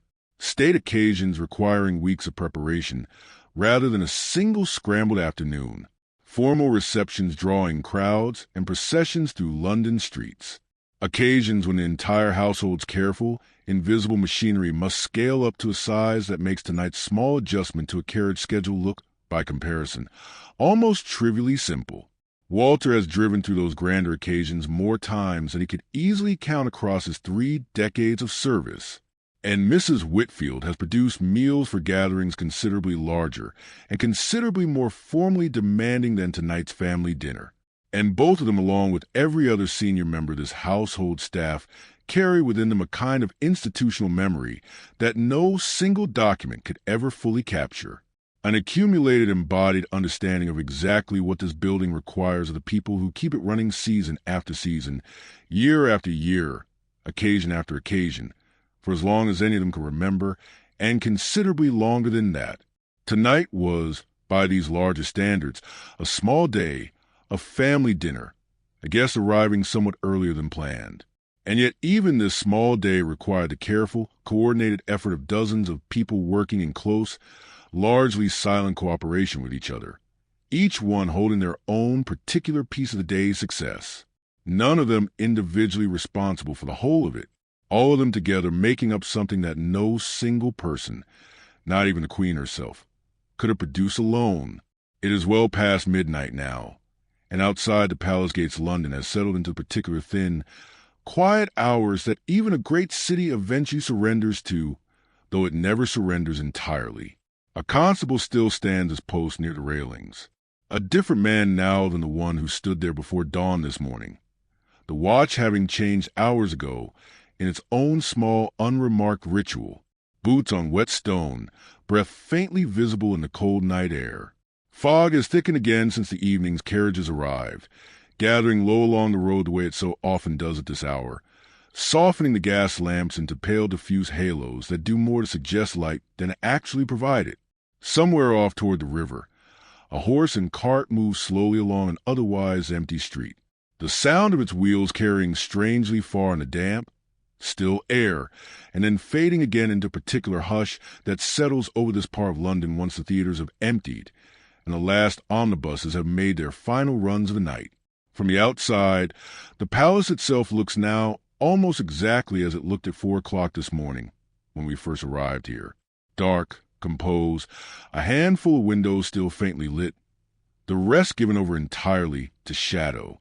A stranger walking past at this hour, glancing up at that dark stone face, would have no real way of knowing that the building in front of them had, over the course of the last 20 hours, hosted a formal audience with a government official, prepared and served a full state-style dinner for a party of guests, adjusted an entire afternoon's careful schedule around an early arrival, and kept warm and fed and clothed and comfortable dozens of people, family and staff alike, through every one of those same 20 hours. It would simply look to that passing stranger like a large, dark, quiet building, exactly the way it is meant to look. Inside, though, the building has not yet entirely surrendered to sleep. A handful of staff remain at work even now. A night watchman making his slow, methodical rounds through corridors lit only by the low gas jets left burning specifically for this purpose. Checking doors, checking windows, ensuring that fires banked for the night are behaving as they should, and not smoldering their way towards some danger nobody would discover until it was too late. This is quiet, solitary work, considerably different in character from the busy, coordinated effort of the day. And the man performing it tonight has done this particular round often enough that he could probably find his way through every corridor in this building with his eyes closed, a small private mastery that nobody upstairs will ever think to ask him about. He passes at one point in his rounds near the discreet service door that connects the working corridors behind the scenes to the grand ceremonial world of the statums. And on a whim, or perhaps simply out of the quiet habit of a man who has walked this particular stretch of building more times than he could count, he pauses at the door and opens it and steps through. The grand staircase, lit now only by the faint gas jets left burning at each landing, holds a stillness entirely different from its morning stillness 20 hours earlier. This morning it was simply quiet, waiting, dust sheets not yet removed, the day still ahead of it. Now it is quiet in the way a room is quiet after something has happened in it and finished happening. Guests having climbed and descended these same shallow steps only hours ago in evening dress. Laughter and conversation briefly filling a space built specifically to hold exactly that kind of occasion. And now empty again, the glass dome overhead showing nothing but black London sky, and a thin smear of fog-diffused starlight. The throne room holds its chairs in the same perfect, unoccupied arrangement they held this morning, gilt surfaces catching what little light reaches them, and throwing it back in small scattered points, rather than any real illumination. No one sat in these particular chairs today. They exist most days exactly like this, waiting for occasions considerably rarer than a family dinner. And there is something almost strange about a room this carefully, expensively maintained, standing empty this many days out a year, cared for daily by staff who dust and polish surfaces that go in use for weeks or months at a stretch, simply so that when the room is finally needed, it will be ready. The white drawing room, the green, the blue, each one holds its own particular quality of darkness. Furniture arranged exactly as it was this morning. Fires long since gone cold. The faint, lingering smell of this evening's flowers still present in the air of at least one of them, a ghost of the arrangement that stood there only hours ago before being cleared away with everything else once the guests had moved on. The night watchman passes through each in turn, checking out a long habit more than genuine expectation of finding anything wrong, that windows are properly latched, that nothing has been left burning that should not be, that all is exactly as it should be for a room that will not be properly used again until whatever the next occasion happens to be. The picture gallery stretches away into shadow in both directions, its portraits reduced by the low light to little more than pale ovals of face floating against darker backgrounds. Generations of the family looking down at nothing, at an empty corridor, as a single man with a lamp walking slowly past them toward the far end of the gallery where another door waits. There is something in walking this particular corridor at this particular hour that even a watchman who has done this round hundreds of times still occasionally feels a sense of scaled time of standing briefly inside a very small, very late moment within something considerably larger and older than any single day's business could ever fully represent. The state dining room, when he reaches it, is perhaps the strangest of all tonight, because unlike the others, it was only a few hours ago entirely full, alive with candlelight and conversation, and the careful choreography of footmen moving between courses. Now the table stands bare again, linen removed, silver returned to its locked room, chairs pushed back into their neat, waiting formation exactly as they stood this morning, before any of tonight's dinner had even begun to take shape in the kitchens below. It is difficult, standing in this particular emptiness, to fully reconcile it with the room, as it existed only hours earlier.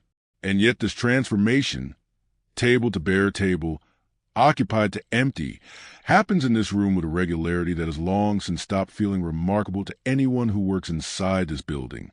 However remarkable it might strike an outsider seeing it for first time, the ballroom, largest and emptiest of them all, receives the briefest visit of the entire round. The watchman's lamp throwing a small moving circle of light across a floor that reflects it back faintly from its polished surface. Chandeliers overhead reduce to dark, complicated shapes against the higher darkness of the ceiling. No music, no movement, nothing but the soft sound of his own footsteps crossing a space built to hold hundreds of people, and currently at this hour, holding exactly one. The watchman completes his round and returns eventually back to the same discreet door he came through back into the narrower, plainer corridors that run behind and beneath the grand rooms he has just finished checking. The contrast between the two worlds walked through within the space of perhaps 20 minutes never entirely stops registering with him even after years of making this same nightly circuit. On one side of that door, gilt and silk and portraits in space built specifically to overwhelm. On the other, plain plaster and gas jets and stone floors worn smooth by generations of servants' feet, moving quickly along them. Space built specifically to be efficient, to be unseen, to make the other side possible. Both sides belong to the same building. Both sides, in their own way, belong to the same day, a day that began before dawn with maid carrying linen and a fire being rebuilt, and is ending now, well past midnight, with a single man carrying a lamp through empty rooms that held only hours ago an entire evening's worth of careful, coordinated life.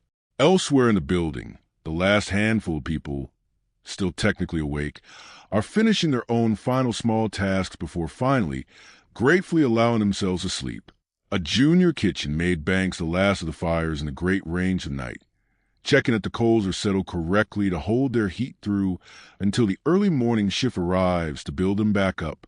Somewhere in the linen rooms, a final basket of tomorrow's fresh sheets is set out ready, so that whoever begins the day's work in a few short hours will not need to search for anything, will simply be able to begin.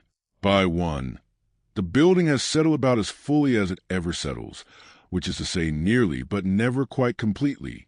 There is always someone awake somewhere in Buckingham Palace, at any hour of the day or night, a fact that most of the people sleeping soundly upstairs in their comfortable beds have likely never once stopped to consider. And yet it remains true nonetheless, has remained true for as long as this building has stood, and will remain true tomorrow and the day after. And every day this household continues its long, quiet, largely invisible work of keeping itself running. A person could spend an entire career inside this building, decades of quiet, careful, invisible service, and never once be thanked directly for any single part of it. And most of the people we have met tonight have in one way or another made a kind of peace with exactly that arrangement, finding whatever satisfaction the work itself offers, rather than waiting on a recognition that was never really designed to arrive. It is a strange kind of trade, when you sit with it for a moment, an entire life's worth of skill and attention offered to a household that will remember in the end mostly its own family's names. And yet the trade was made anyway day after day by person after person for reasons that were sometimes practical and sometimes something closer to genuine pride. And occasionally, if a person was honest with themselves in the quiet hour before sleep, something that resembled love for a place, however imperfect its terms, that had nonetheless become, across enough years, simply home. By 2 o'clock in the morning, the last of the household staff have finally genuinely settled into sleep. Susan and her roommate lie quiet in their small shared room, the exhaustion of a day that began before 5 now fully, completely claiming them. Tomorrow's version of today's same careful work still hours away. Thomas sleeps in the quarters set aside for the senior footman. The particular disciplined stillness he held for hours near the dining room door tonight, finally entirely released. Edward, his own long day of messages and escorted audiences behind him, sleeps the deep, uncomplicated sleep of someone still young enough to recover fully from even the most demanding day with a single good night's rest. Walter down at the Mews sleeps in quarters close enough to the stables that a restless horse could wake him in an instant, though tonight, as most nights, no such disturbance comes. Mrs. Whitfield sleeps, having already had a long habit run through tomorrow's rough shape of a menu one final time, before finally allowing her mind to quiet. Mrs. Annesley sleeps in her own small room, the particular satisfaction of a difficult day handled while settling over her rest, the way it does most nights after a day that has tested her skill and found it entirely equal to the task. Upstairs the room finished in such a hurry this afternoon. The guest sleeps, too, warm and comfortable, entirely unaware of the small, quiet scramble that made her comfort possible, dreaming perhaps of nothing more complicated than the pleasant conversation and good food of an evening well spent among family. And in her own private apartment, in a bed with good linens and a fire banked low and steady in the grate, surrounded by photographs, holding their silent nightly watch over a room they have watched over for years. The Queen sleeps as well. Her day's dispatch boxes and correspondence and careful diplomatic audience and warm family dinner and delighted in perfect piano performance, all folded now into whatever rests a woman in her 70s, carrying the accumulated weight of decades on a throne, allows herself at the end of an ordinary working day. Below and around all of them, the building itself continues its quiet, never quite complete settling toward stillness. The dining room stands empty now, silver returned and counted, china washed and stacked, linen gathered for tomorrow's laundry. The kitchens hold their low overnight burn, rangers banked rather than fully extinguished, ready to be built back up again within a few short hours by hands that will begin this entire cycle over almost before the current one has properly finished. The stadiatrums visited already tonight by a single watchman carrying a single lampstand, dark and silent and magnificently empty. Chandeliers reduced to complicated dark shapes against higher darkness. Portraits dissolved into shadow. Gilt surfaces holding no light at all to reflect. Beyond the discreet door that separates this working world from the ceremonial one, the throne room waits in its permanent patient readiness for an occasion still weeks or months away. The picture gallery holds its long, silent rows of painted faces, watching nothing, watching everyone, watching particular darkness that settles over this building every single night, regardless of whatever grandeur filled its rooms only hours earlier. The ballroom stands vast and empty, and entirely without music, floor gleaming faintly in whatever thin light finds its way through curtained windows from the gas lamps still burning along the street outside. And outside those windows, London continues exactly as it has continued through every single hour of this long day, indifferent mostly to whatever happened behind the palace's dark stone face. A constable still walking his slow rounds along the railings, fog gathering and thinning, and gathering again over streets that will in a few short hours begin filling once more with the ordinary daily traffic of a great city going about its business. A passerby glancing up at the palace right now would see exactly what a passerby would have seen at 4 o'clock this same morning. A dark, composed, silent building, giving no hint at all of the extraordinary volume of careful, coordinated, deeply human effort that filled every single hour standing between then and now. That, in the end, is the actual quiet truth hidden behind the famous stone face so many thousands of people walk past every single day without ever fully considering it. Buckingham Palace's real achievement was never simply its size or its history or the ceremonial houses on its grandest occasions. It was instead repeated every single day without exception.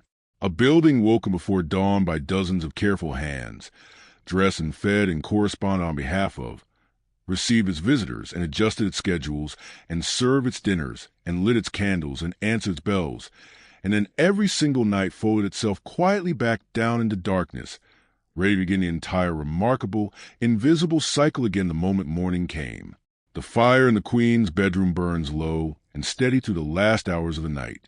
The clocks continue their patient ticking throughout the building, each one still perfectly matched to every other, exactly as the household's careful daily maintenance ensures they always are. And somewhere beyond the gates, the first hint of the coming morning has not yet arrived, though it is, even now, already on its way, already gathering itself somewhere beyond the eastern edge of the city, ready to begin in a few short hours. The whole quiet, extraordinary machinery of this palace turning itself over once again.